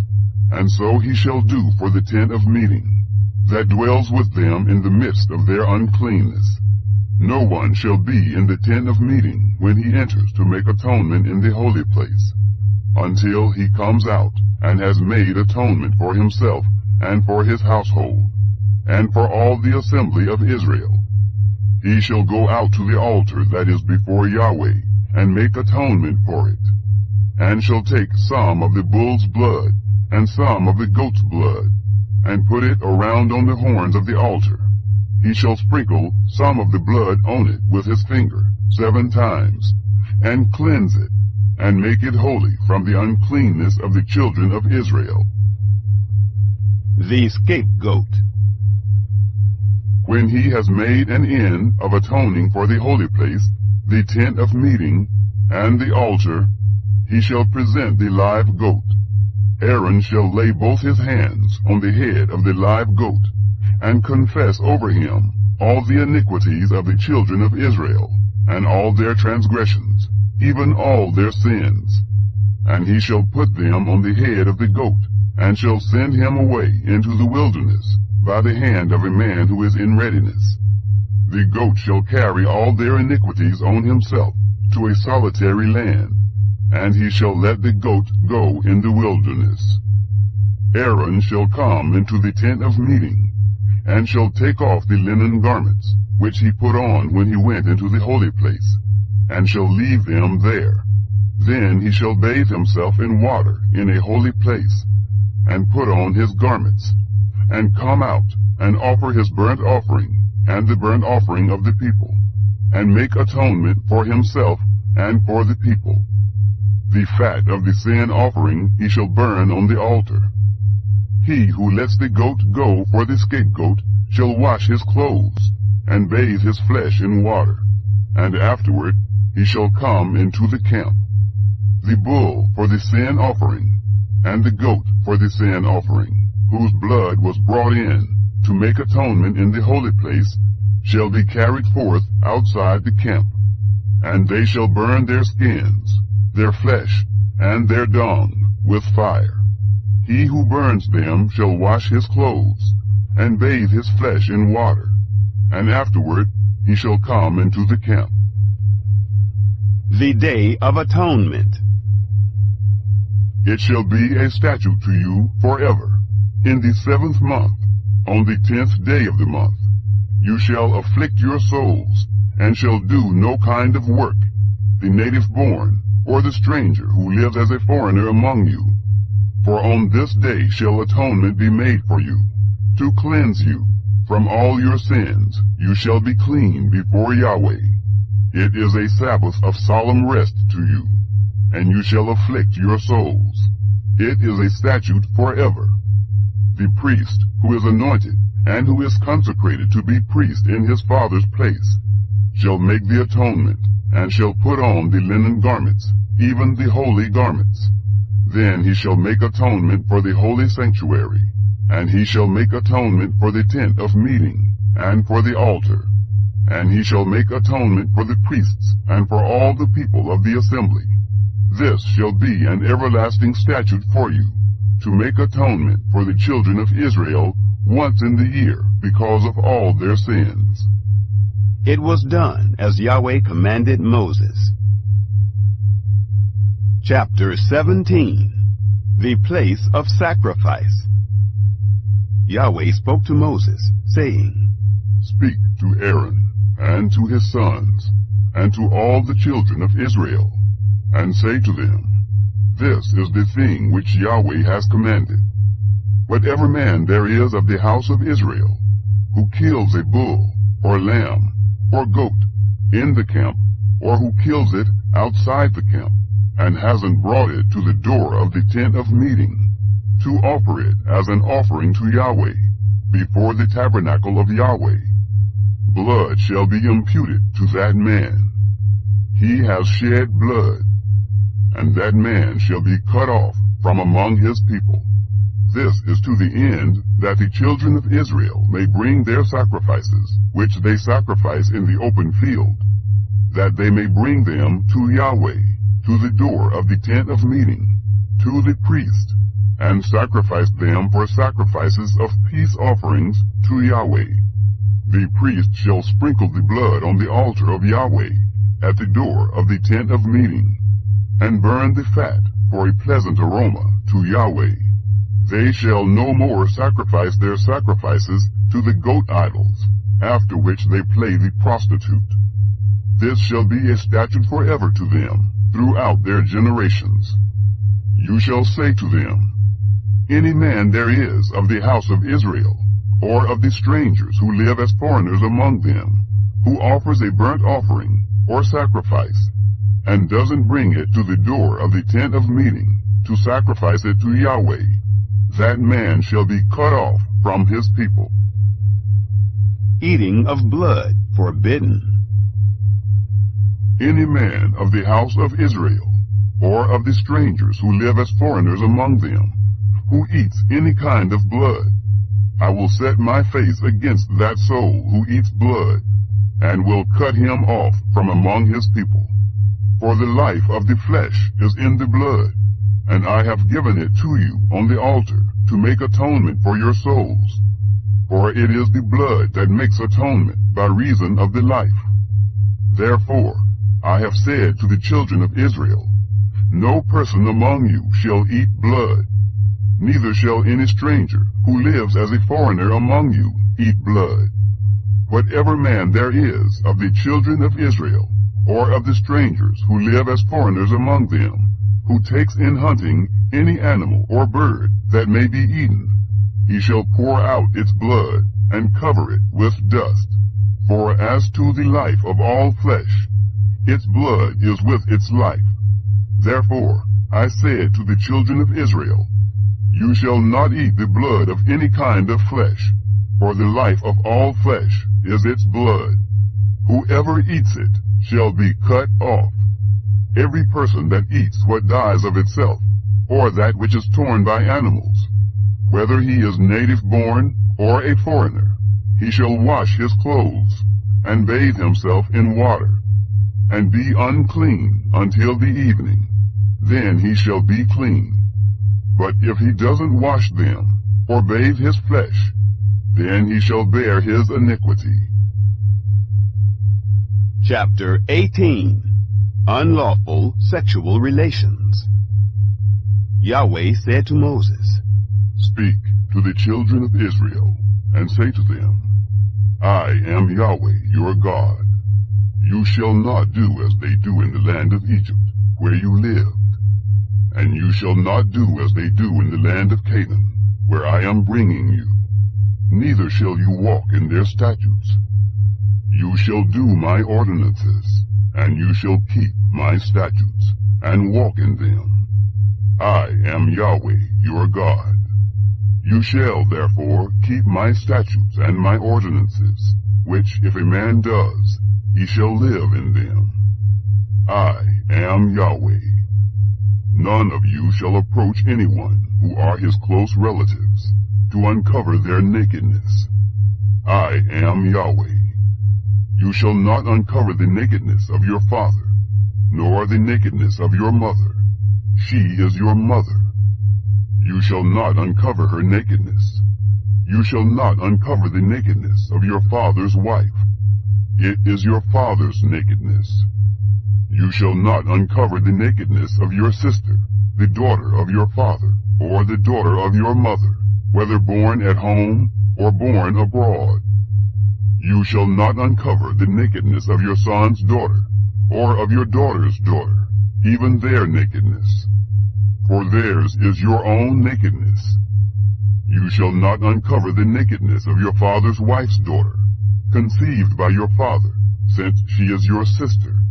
You shall not uncover the nakedness of your father's sister. She is your father's near kinswoman. You shall not uncover the nakedness of your mother's sister, for she is your mother's near kinswoman. You shall not uncover the nakedness of your father's brother. You shall not approach his wife. She is your aunt. You shall not uncover the nakedness of your daughter-in-law. She is your son's wife. You shall not uncover her nakedness. You shall not uncover the nakedness of your brother's wife. It is your brother's nakedness. You shall not uncover the nakedness of a woman and her daughter. You shall not take her son's daughter, or her daughter's daughter, to uncover her nakedness. They are near kinswomen. It is wickedness. You shall not take a wife to her sister, to be a rival, to uncover her nakedness, while her sister is yet alive. You shall not approach a woman to uncover her nakedness, as long as she is impure by her uncleanness. You shall not lie carnally with your neighbor's wife, and defile yourself with her. You shall not give any of your children to sacrifice to Molech. Neither shall you profane the name of your God. I am Yahweh. You shall not lie with a man as with a woman. That is detestable. You shall not lie with any animal to defile yourself with it. Neither shall any woman give herself to an animal to lie down with it. It is a perversion. Don't defile yourselves in any of these things. For in all these, the nations which I am casting out before you were defiled. The land was defiled. Therefore I punish its iniquity, and the land vomited out her inhabitants. You therefore shall keep my statutes and my ordinances, and shall not do any of these abominations, neither the native-born, nor the stranger who lives as a foreigner among you.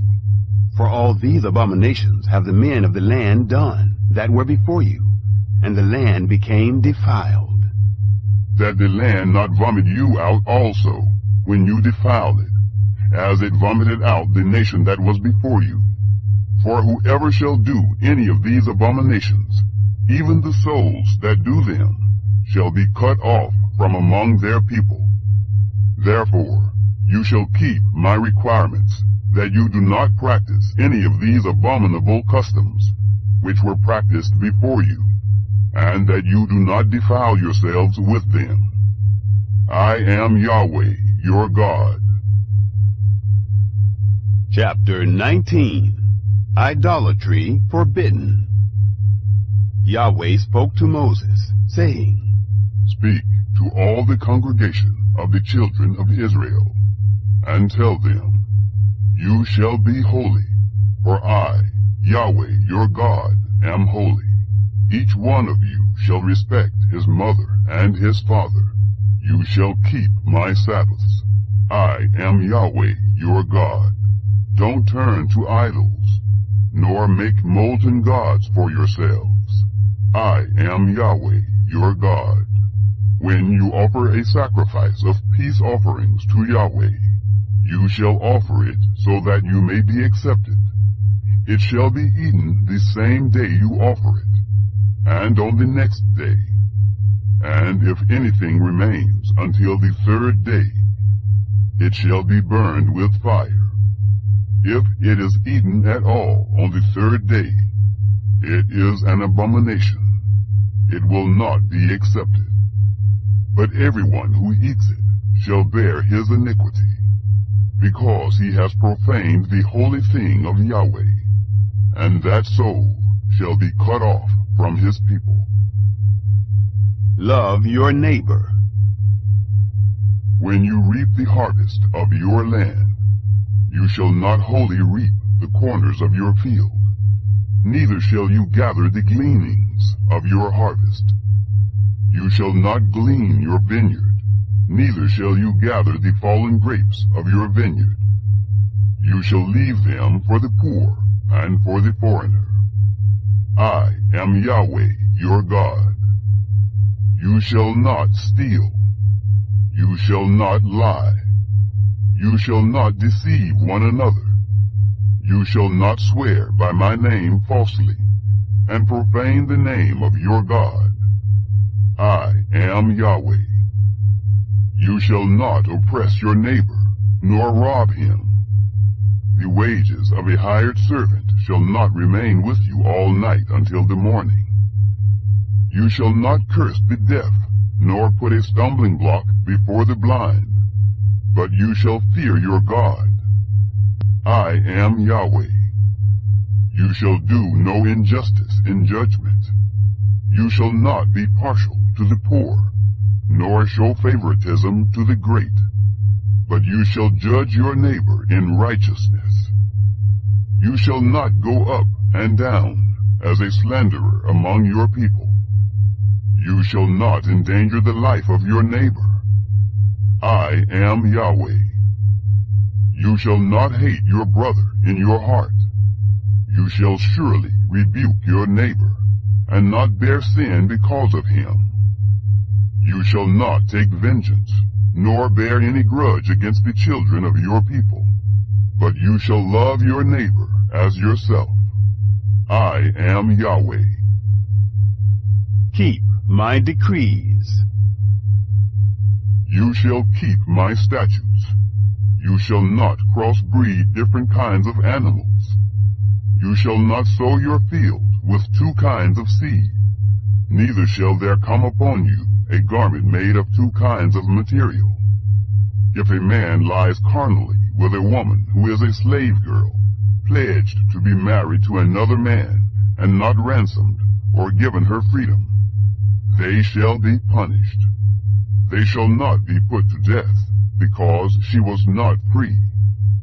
He shall bring his trespass offering to Yahweh, to the door of the tent of meeting, even a ram for a trespass offering. The priest shall make atonement for him with the ram of the trespass offering before Yahweh, for his sin which he has committed. And the sin which he has committed shall be forgiven him. When you come into the land, and have planted all kinds of trees for food, then you shall count their fruit as forbidden. 3 years shall they be forbidden to you. It shall not be eaten. But in the 4th year, all its fruit shall be holy, for giving praise to Yahweh. In the 5th year, you shall eat its fruit, that it may yield its increase to you. I am Yahweh, your God. You shall not eat any meat with the blood still in it. Neither shall you use enchantments, nor practice sorcery. You shall not cut the hair on the sides of your heads. Neither shall you clip off the edge of your beard. You shall not make any cuttings in your flesh for the dead, nor tattoo any marks on you. I am Yahweh. Don't profane your daughter to make her a prostitute, lest the land fall to prostitution, and the land become full of wickedness. You shall keep my Sabbaths and reverence my sanctuary. I am Yahweh. Don't turn to those who are mediums, nor to the wizards. Don't seek them out, to be defiled by them. I am Yahweh, your God. You shall rise up before the gray-head, and under the face of an old man, and you shall fear your God. I am Yahweh. If a stranger lives as a foreigner with you in your land, you shall not do him wrong. The stranger who lives as a foreigner with you shall be to you as the native born among you, and you shall love him as yourself. For you lived as foreigners in the land of Egypt. I am Yahweh, your God. You shall do no unrighteousness in judgment, in measures of length, of weight, or of quantity. You shall have just balances, just weights, a just ephah, and a just hin. I am Yahweh, your God, who brought you out of the land of Egypt. You shall observe all my statutes and all my ordinances, and do them. I am Yahweh. Chapter 20. Punishments for Disobedience. Yahweh spoke to Moses, saying, Moreover, you shall tell the children of Israel, anyone of the children of Israel, or of the strangers who live as foreigners in Israel, who gives any of his seed to Molech, he shall surely be put to death. The people of the land shall stone him with stones. I also will set my face against that person, and will cut him off from among his people, because he has given of his seed to Molech, to defile my sanctuary, and to profane my holy name. If the people of the land all hide their eyes from that person, when he gives of his seed to Molech, and don't put him to death, then I will set my face against that man, and against his family, and will cut him off, and all who play the prostitute after him, to play the prostitute with Molech from among their people. The person that turns to those who are mediums, and to the wizards, to play the prostitute after them, I will even set my face against that person, and will cut him off from among his people. Sanctify yourselves, therefore, and be holy, for I am Yahweh your God. You shall keep my statutes, and do them. I am Yahweh who sanctifies you. For everyone who curses his father or his mother shall surely be put to death. He has cursed his father or his mother. His blood shall be upon him. Punishments for sexual immorality. The man who commits adultery with another man's wife, even he who commits adultery with his neighbor's wife, the adulterer and the adulteress shall surely be put to death. The man who lies with his father's wife has uncovered his father's nakedness. Both of them shall surely be put to death. Their blood shall be upon them. If a man lies with his daughter-in-law, both of them shall surely be put to death. They have committed a perversion. Their blood shall be upon them. If a man lies with a male as with a woman. Both of them have committed an abomination. They shall surely be put to death. Their blood shall be upon them. If a man takes a wife and her mother, it is wickedness. They shall be burned with fire, both he and they, that there be no wickedness among you. If a man lies with an animal, he shall surely be put to death, and you shall kill the animal. If a woman approaches any animal and lies down with it, you shall kill the woman and the animal. They shall surely be put to death. Their blood shall be upon them. If a man takes his sister, his father's daughter, or his mother's daughter, and sees her nakedness, and she sees his nakedness, it is a shameful thing, and they shall be cut off in the sight of the children of their people. He has uncovered his sister's nakedness. He shall bear his iniquity. If a man lies with a woman having her monthly period, and uncovers her nakedness, he has made naked her fountain, and she has uncovered the fountain of her blood, and both of them shall be cut off from among their people. You shall not uncover the nakedness of your mother's sister, nor of your father's sister, for he has made naked his close relative. They shall bear their iniquity. If a man lies with his uncle's wife, he has uncovered his uncle's nakedness. They shall bear their sin. They shall die childless. If a man takes his brother's wife, it is an impurity. He has uncovered his brother's nakedness. They shall be childless. Keep all my decrees. You shall, therefore, keep all my statutes and all my ordinances, and do them, that the land where I am bringing you to dwell may not vomit you out. You shall not walk in the customs of the nation which I am casting out before you, for they did all these things, and therefore I abhorred them. But I have said to you, you shall inherit their land, and I will give it to you to possess it, a land flowing with milk and honey. I am Yahweh, your God, who has separated you from the peoples. You shall therefore make a distinction between the clean animal and the unclean, and between the unclean fowl and the clean. And you shall not make yourselves abominable by animal, or by bird, or by anything with which the ground teems, which I have separated from you as unclean for you.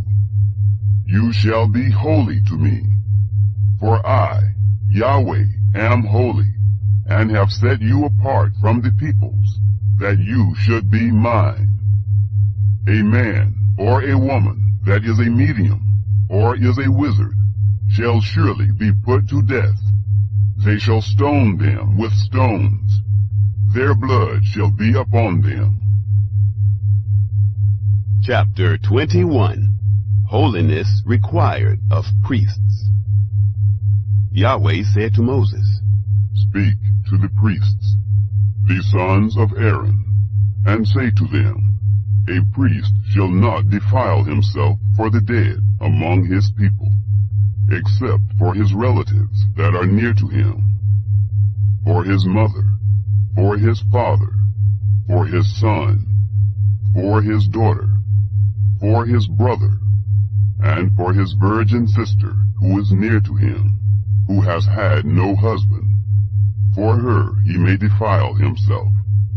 He shall not defile himself, being a chief man among his people, to profane himself. They shall not shave their heads, neither shall they shave off the corners of their beards, nor make any cuttings in their flesh. They shall be holy to their God, and not profane the name of their God, for they offer the offerings of Yahweh made by fire, the bread of their God. Therefore they shall be holy. They shall not marry a woman who is a prostitute or profane, neither shall they marry a woman divorced from her husband, for he is holy to his God. You shall sanctify him, therefore, for he offers the bread of your God. He shall be holy to you. For I, Yahweh, who sanctify you, am holy. The daughter of any priest, if she profanes herself by playing the prostitute, she profanes her father. She shall be burned with fire. He who is the high priest among his brothers, upon whose head the anointing oil is poured, and that is consecrated to put on the garments, shall not let the hair of his head hang loose, nor tear his clothes. Neither shall he go in to any dead body, nor defile himself for his father or for his mother. Neither shall he go out of the sanctuary, nor profane the sanctuary of his God. For the crown of the anointing oil of his God is upon him. I am Yahweh.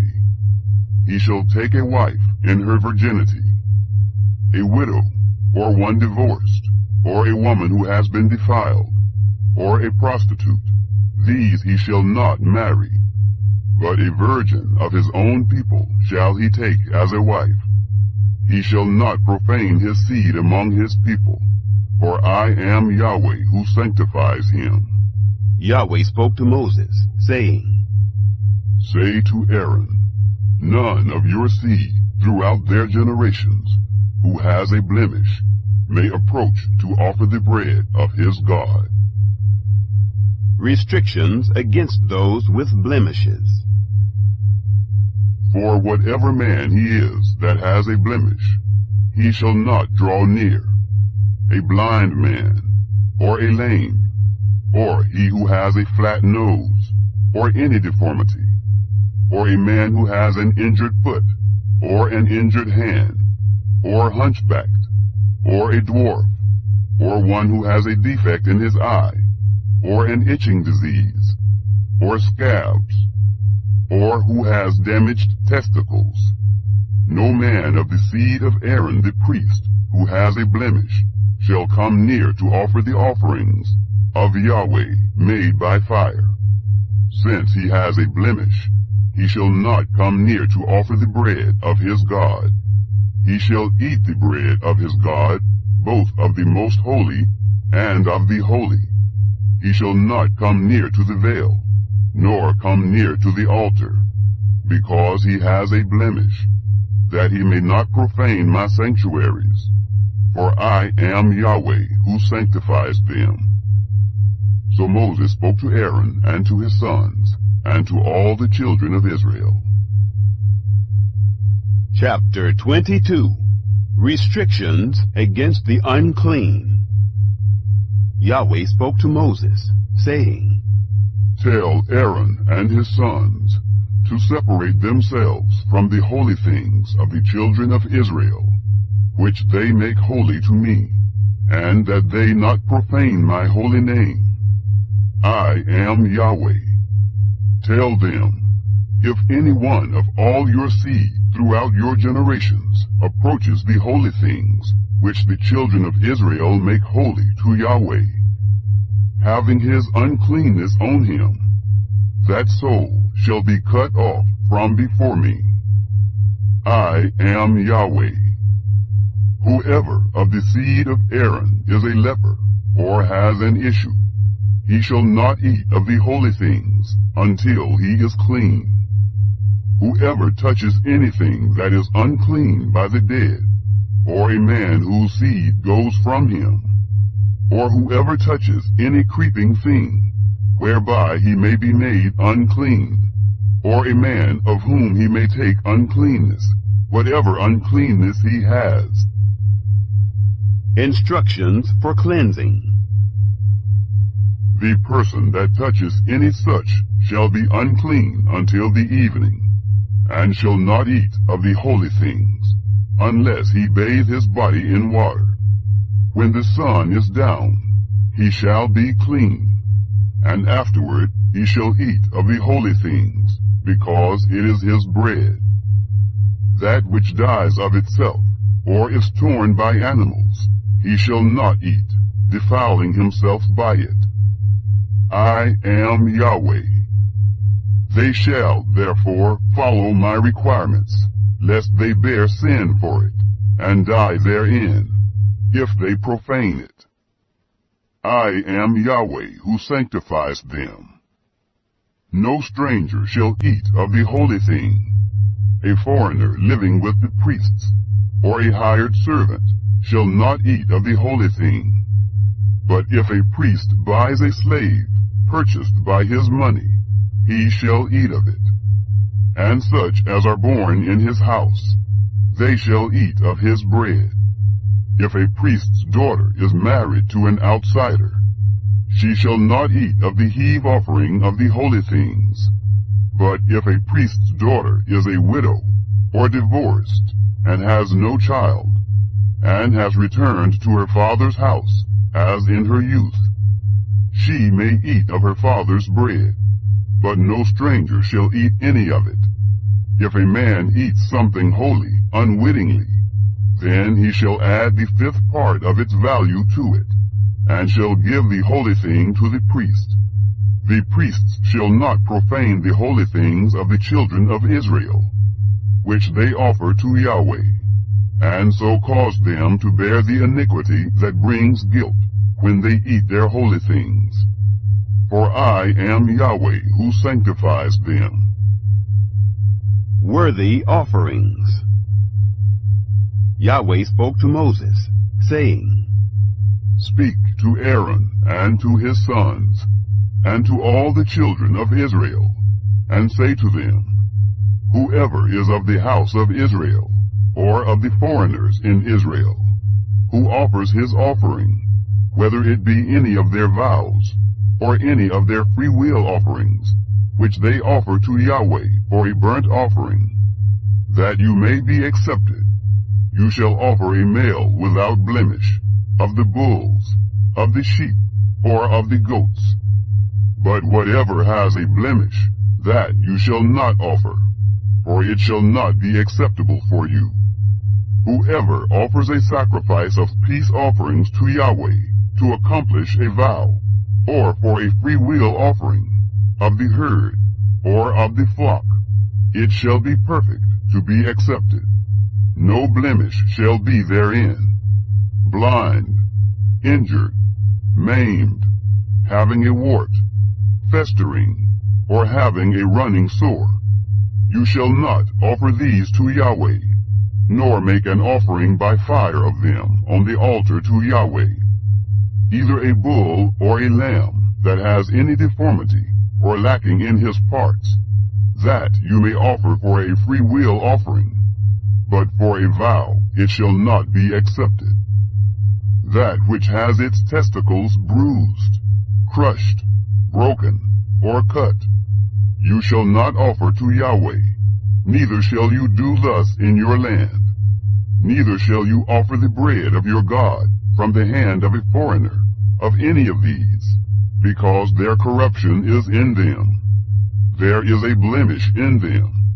They shall not be accepted for you. Yahweh spoke to Moses, saying, When a bull, or a sheep, or a goat is born, then it shall remain 7 days with its mother, and from the 8th day and thenceforth it shall be accepted for the offering of an offering made by fire to Yahweh. Whether it is a cow or ewe, you shall not kill it and its young, both in 1 day. When you sacrifice a sacrifice of thanksgiving to Yahweh, you shall sacrifice it so that you may be accepted. It shall be eaten on the same day. You shall leave none of it until the morning. I am Yahweh.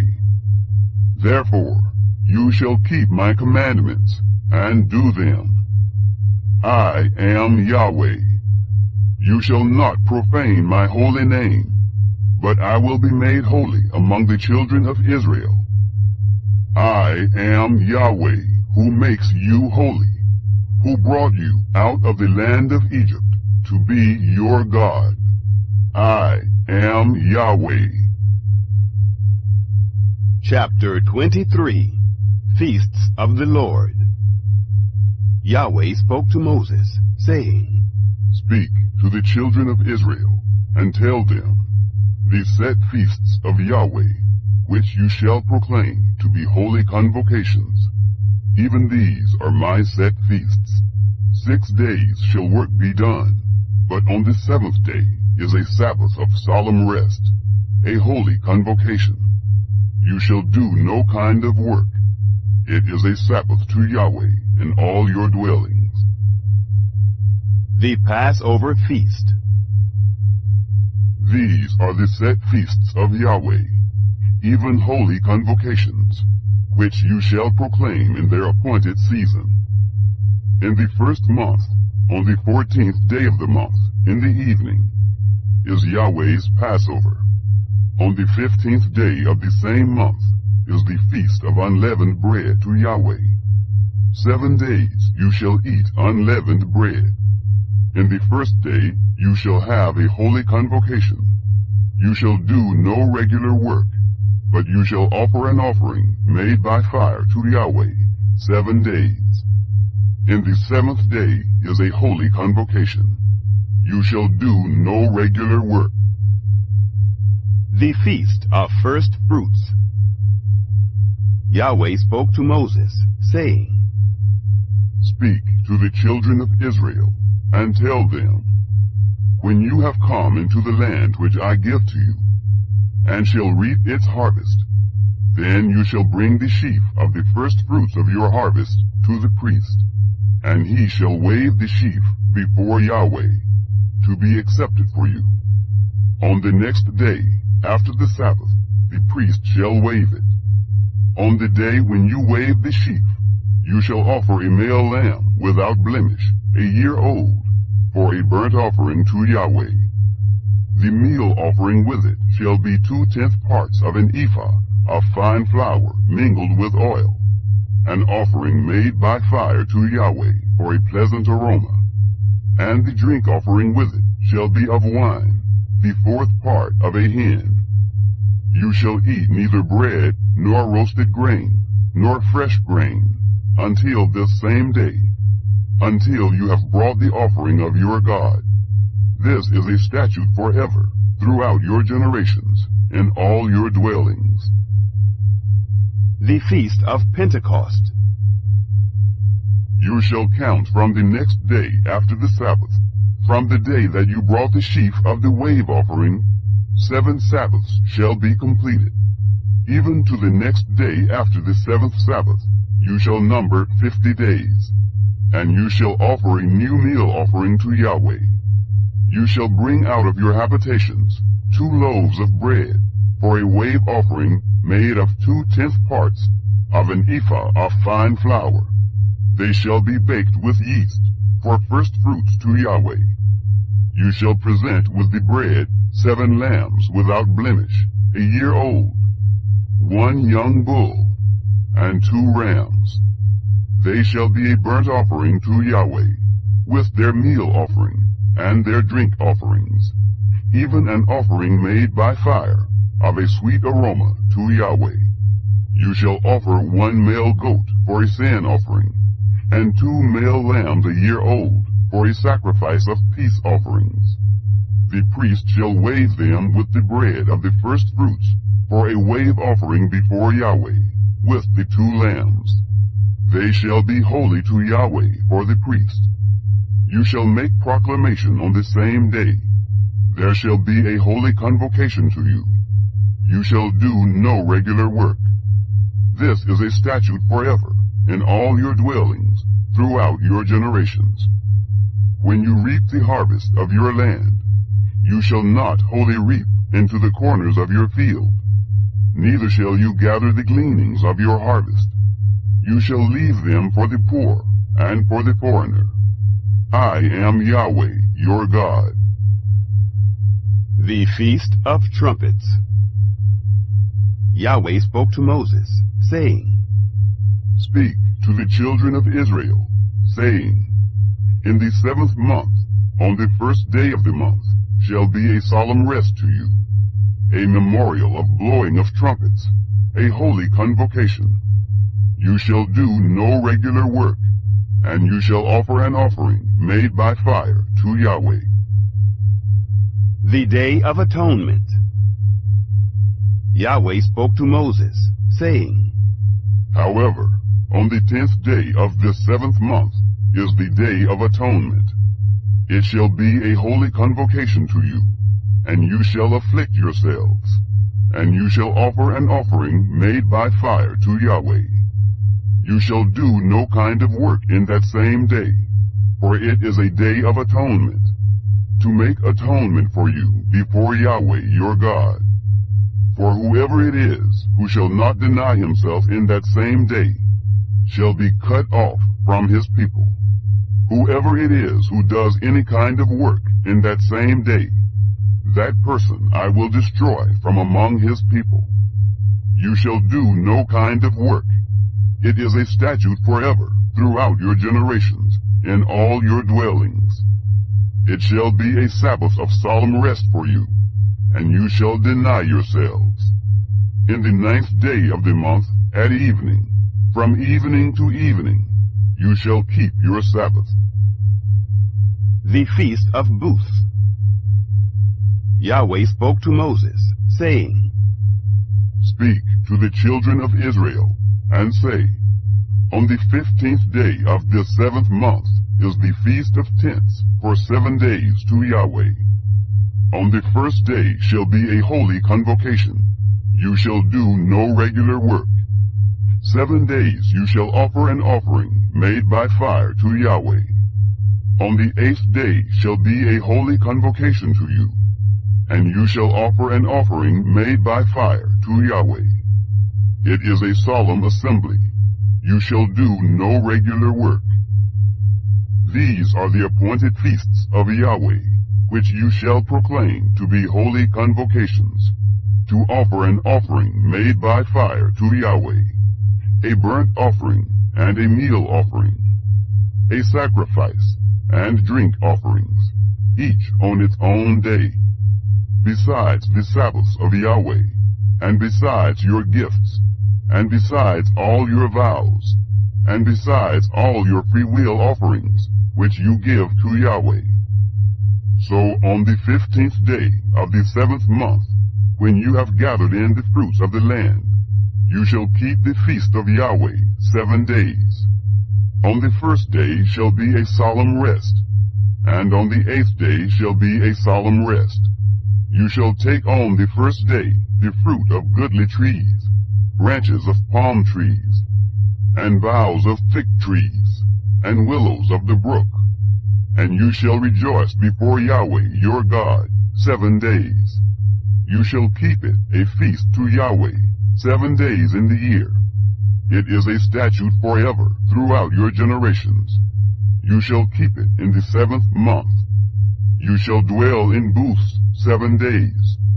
All who are native born in Israel shall dwell in booths, that your generations may know that I made the children of Israel to dwell in booths when I brought them out of the land of Egypt. I am Yahweh your God.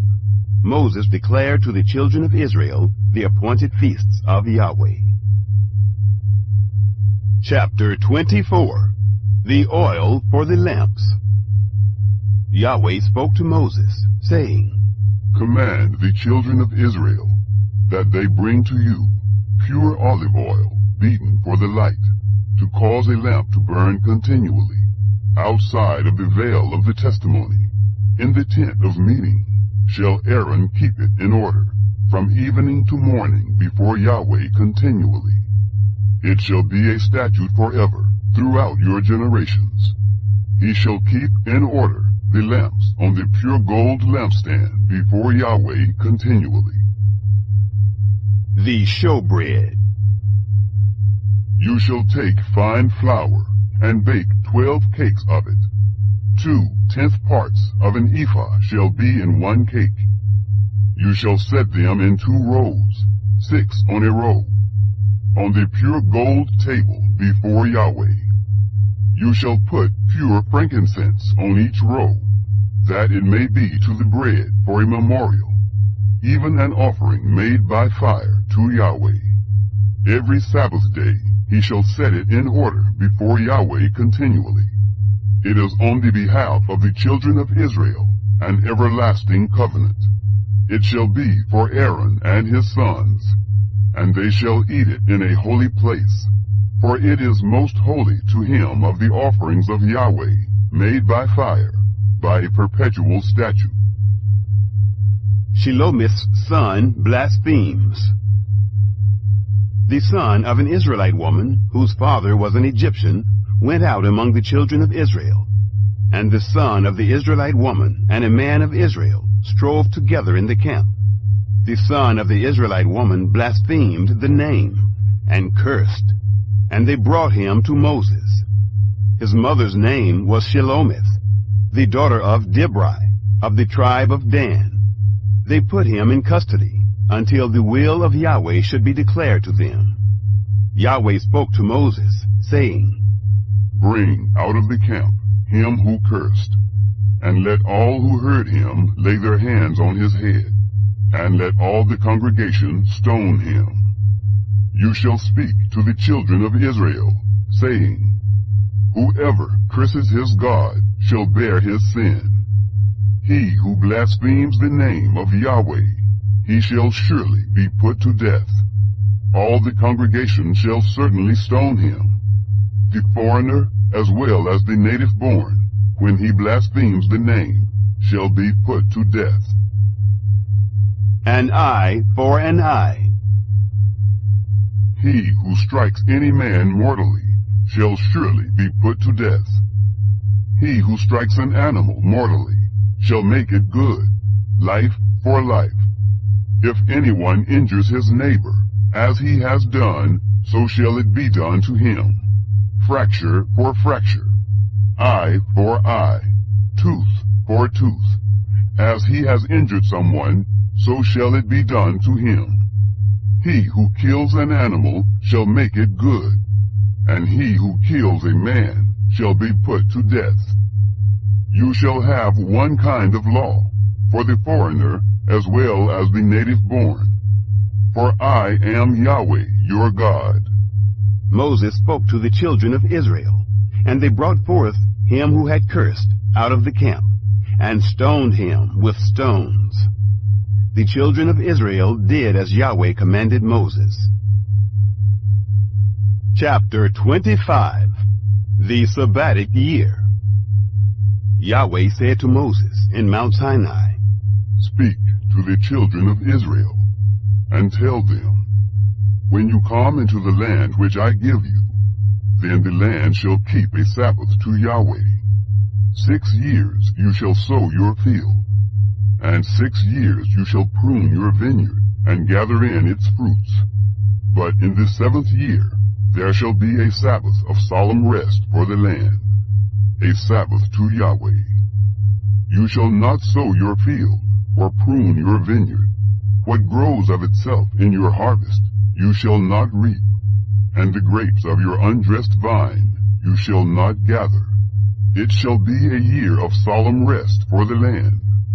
The Sabbath of the land shall be for food for you, for yourself, for your servant, for your maid, for your hired servant, and for your stranger, who lives as a foreigner with you, for your livestock also, and for the animals that are in your land, shall all its increase be for food.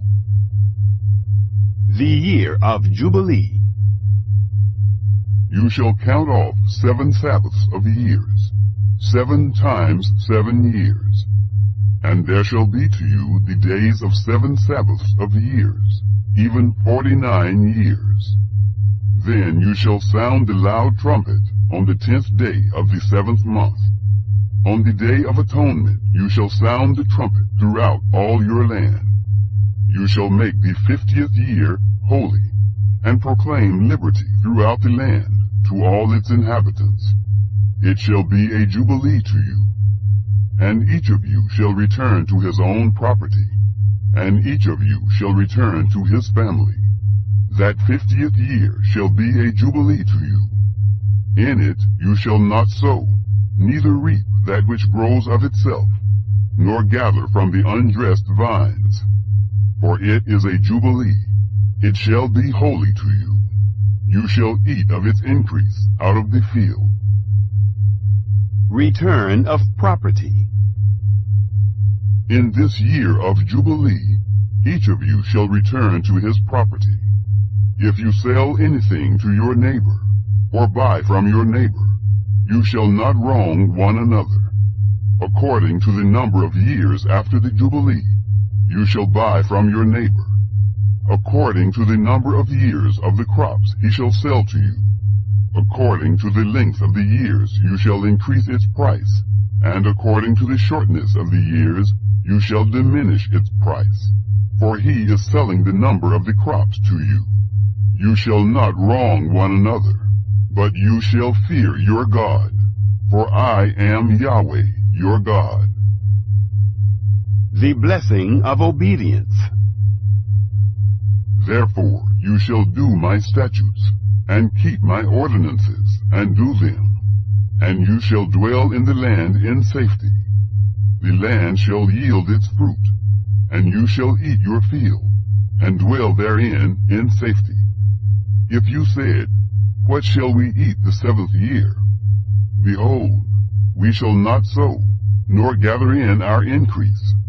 Then I will command my blessing on you in the 6th year, and it shall bring forth fruit for the 3 years. You shall sow the 8th year, and eat of the fruits, the old store, until the 9th year. Until its fruits come in, you shall eat the old store. The law of redemption. The land shall not be sold in perpetuity, for the land is mine. For you are strangers, and live as foreigners with me. In all the land of your possession you shall grant a redemption for the land. If your brother becomes poor, and sells some of his possessions, then his kinsman who is next to him shall come, and redeem that which his brother has sold. If a man has no one to redeem it, and he becomes prosperous, and finds sufficient means to redeem it, then let him reckon the years since its sale, and restore the surplus to the man to whom he sold it, and he shall return to his property. But if he isn't able to get it back for himself, then what he has sold shall remain in the hand of him who has bought it until the year of Jubilee, and in the Jubilee it shall be released, and he shall return to his property. If a man sells a dwelling house in a walled city, then he may redeem it within a whole year after it has been sold. For a full year he shall have the right of redemption. If it isn't redeemed within the space of a full year, then the house that is in the walled city shall be made sure in perpetuity to him who bought it, throughout his generations. It shall not be released in the Jubilee, but the houses of the villages which have no wall around them shall be reckoned with the fields of the country. They may be redeemed, and they shall be released in the Jubilee. Nevertheless, the cities of the Levites, the houses in the cities of their possession, the Levites may redeem at any time. The Levites may redeem the house that was sold, and the city of his possession, and it shall be released in the Jubilee.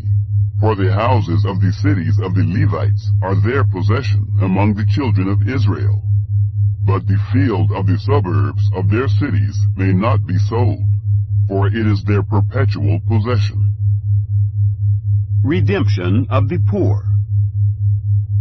If your brother has become poor, and his hand can't support him among you, then you shall uphold him.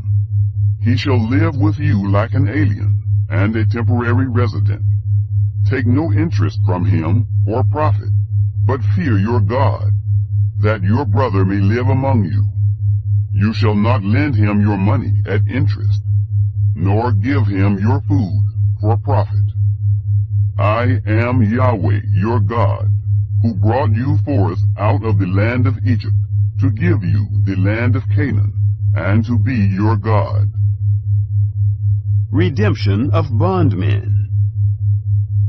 If your brother has grown poor among you, and sells himself to you, you shall not make him to serve as a slave. As a hired servant, and as a temporary resident, he shall be with you. He shall serve with you until the year of Jubilee. Then he shall go out from you, he and his children with him, and shall return to his own family, and to the possession of his fathers. For they are my servants, whom I brought forth out of the land of Egypt. They shall not be sold as slaves. You shall not rule over him with harshness, but shall fear your God. As for your male and your female slaves, whom you may have, of the nations that are around you, from them you may buy male and female slaves. Moreover, of the children of the aliens who live among you, of them you may buy, and of their families who are with you, which they have conceived in your land, and they will be your property. You may make them an inheritance for your children after you, to hold for a possession. Of them may you take your slaves forever. But over your brothers, the children of Israel, you shall not rule, one over another with harshness. Redemption of servants. If an alien or temporary resident with you becomes rich, and your brother beside him has grown poor, and sells himself to the stranger or foreigner living among you, or to a member of the stranger's family, after he is sold, he may be redeemed.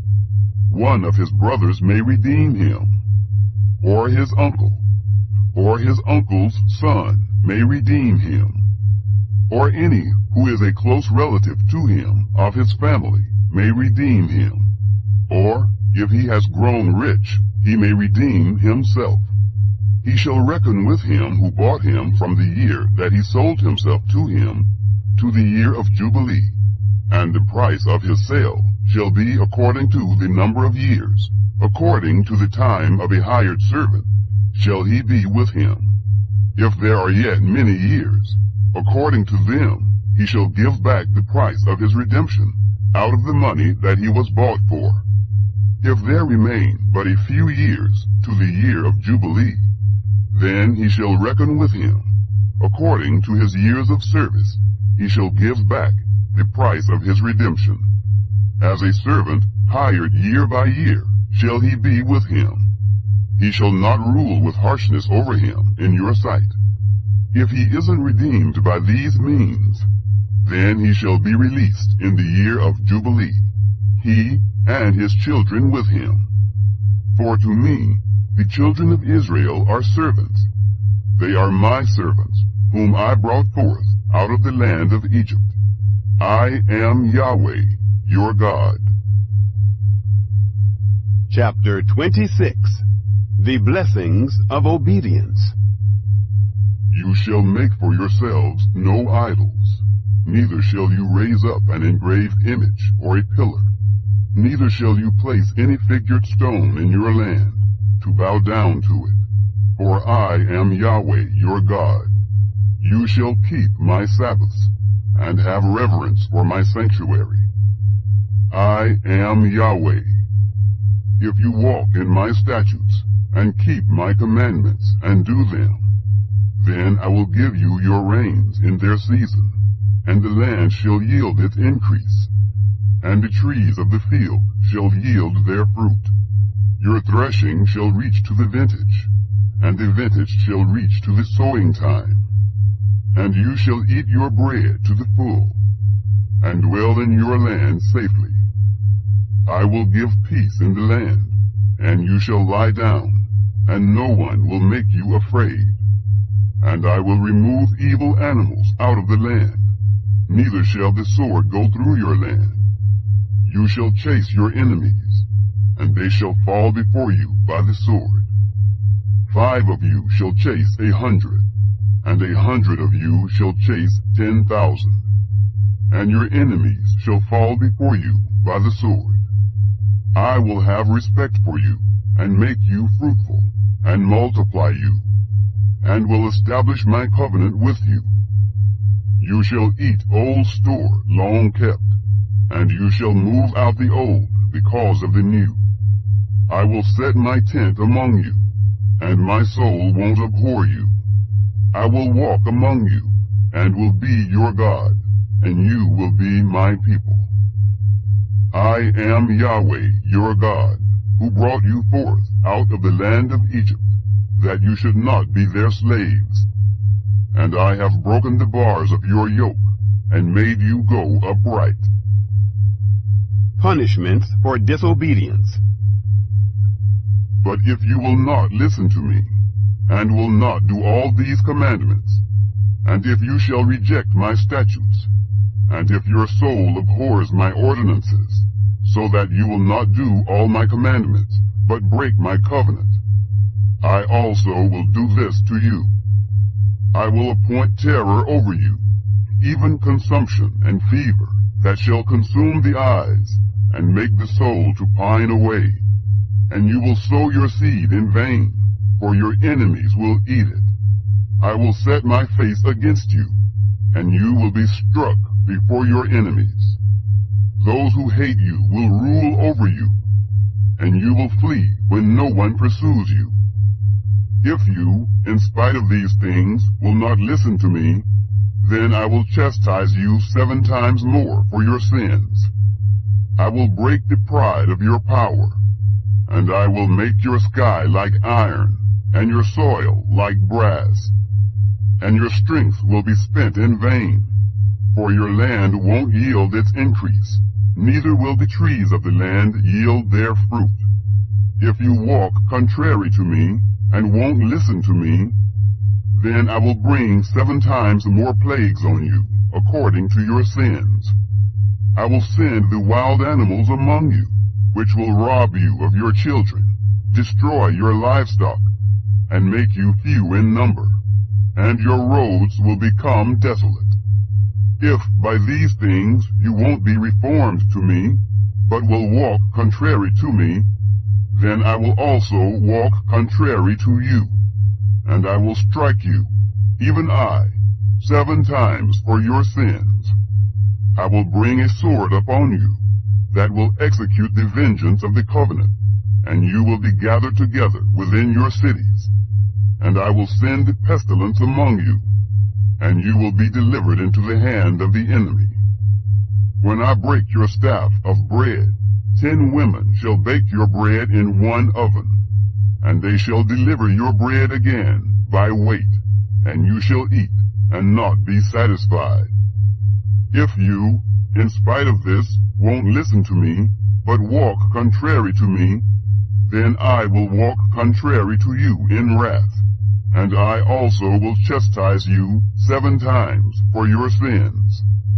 You will eat the flesh of your sons, and you will eat the flesh of your daughters.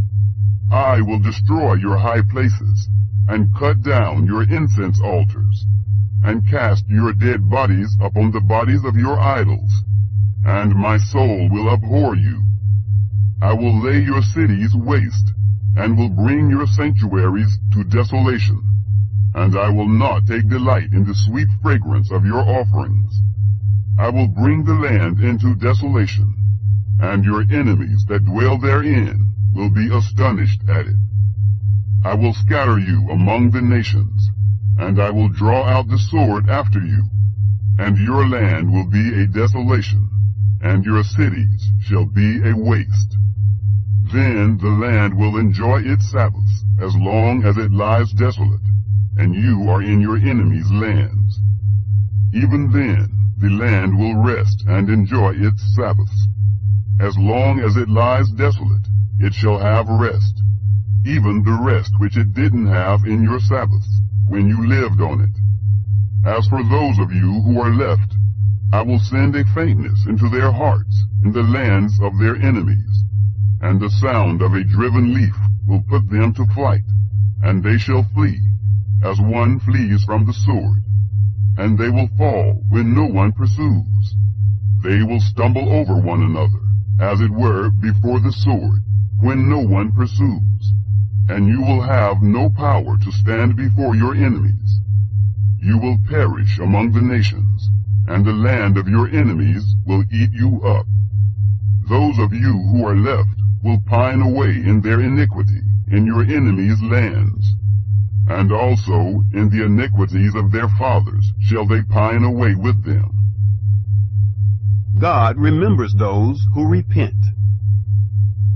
If they confess their iniquity and the iniquity of their fathers, in their trespass which they trespassed against me, and also that, because they walked contrary to me, I also walked contrary to them, and brought them into the land of their enemies.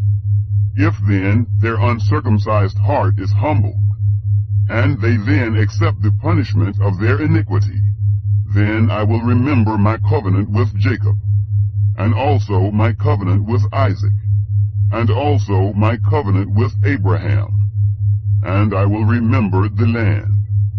The land also will be left by them, and will enjoy its Sabbaths while it lies desolate without them. And they will accept the punishment of their iniquity, even because they rejected my ordinances, and their soul abhorred my statutes. Yet for all that, when they are in the land of their enemies, I will not reject them, neither will I abhor them, to destroy them utterly, and to break my covenant with them. For I am Yahweh their God. But I will, for their sake, remember the covenant of their ancestors, whom I brought forth out of the land of Egypt in the sight of the nations, that I might be their God. I am Yahweh. These are the statutes, ordinances, and laws which Yahweh made between him and the children of Israel in Mount Sinai by Moses.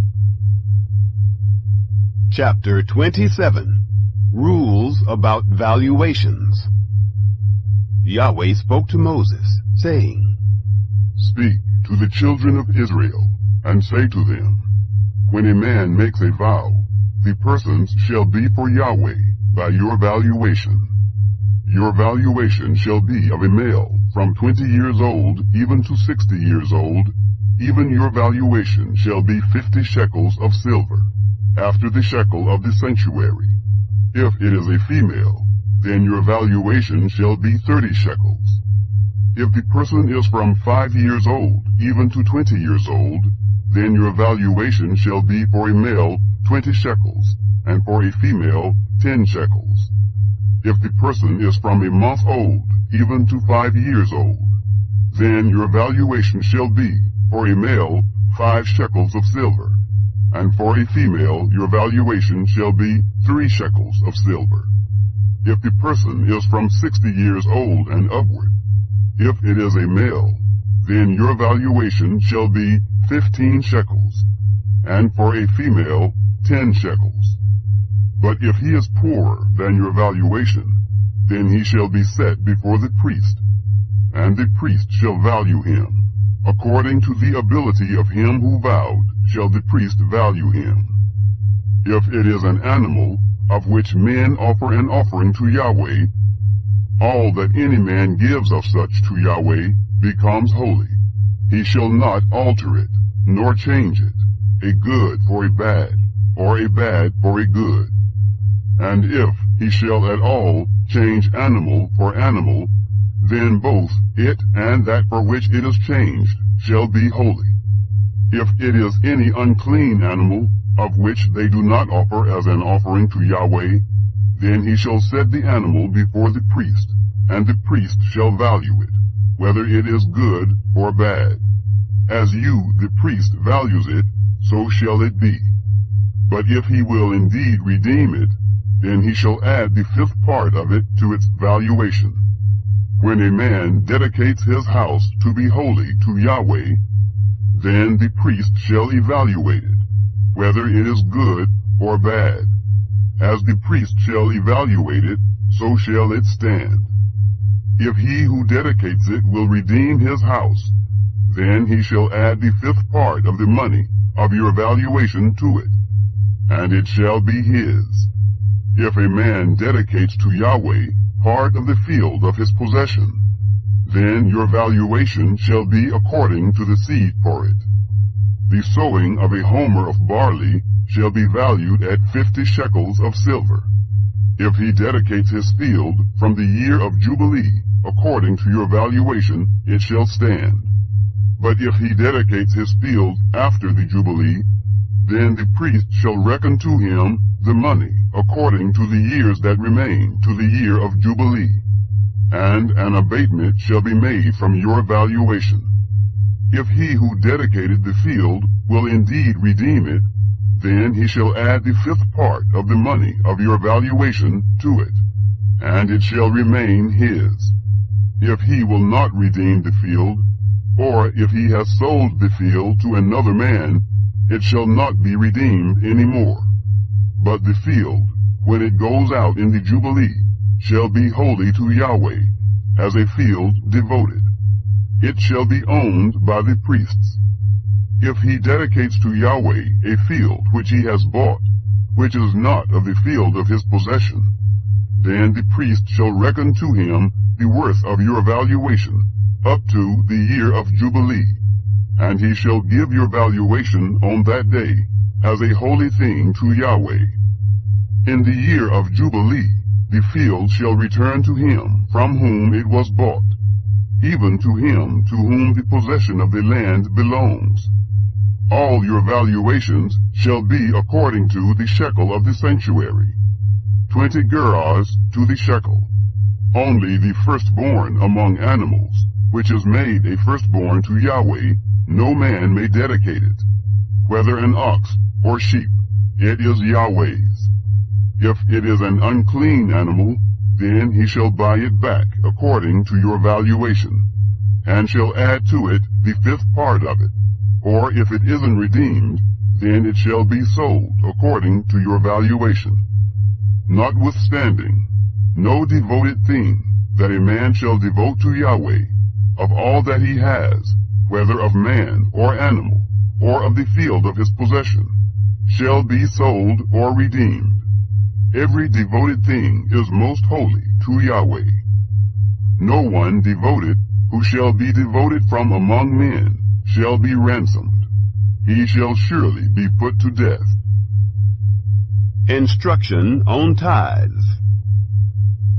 All the tithes of the land, whether of the seed of the land or of the fruit of the trees, is Yahweh's. It is holy to Yahweh. If a man redeems anything of his tithes, he shall add a 5th part to it. All the tithes of the herds or the flocks, whatever passes under the rod, the 10th shall be holy to Yahweh. He shall not search whether it is good or bad, neither shall he change it. And if he changes it at all, then both it and that for which it is changed shall be holy. It shall not be redeemed. These are the commandments which Yahweh commanded Moses for the children of Israel on Mount Sinai.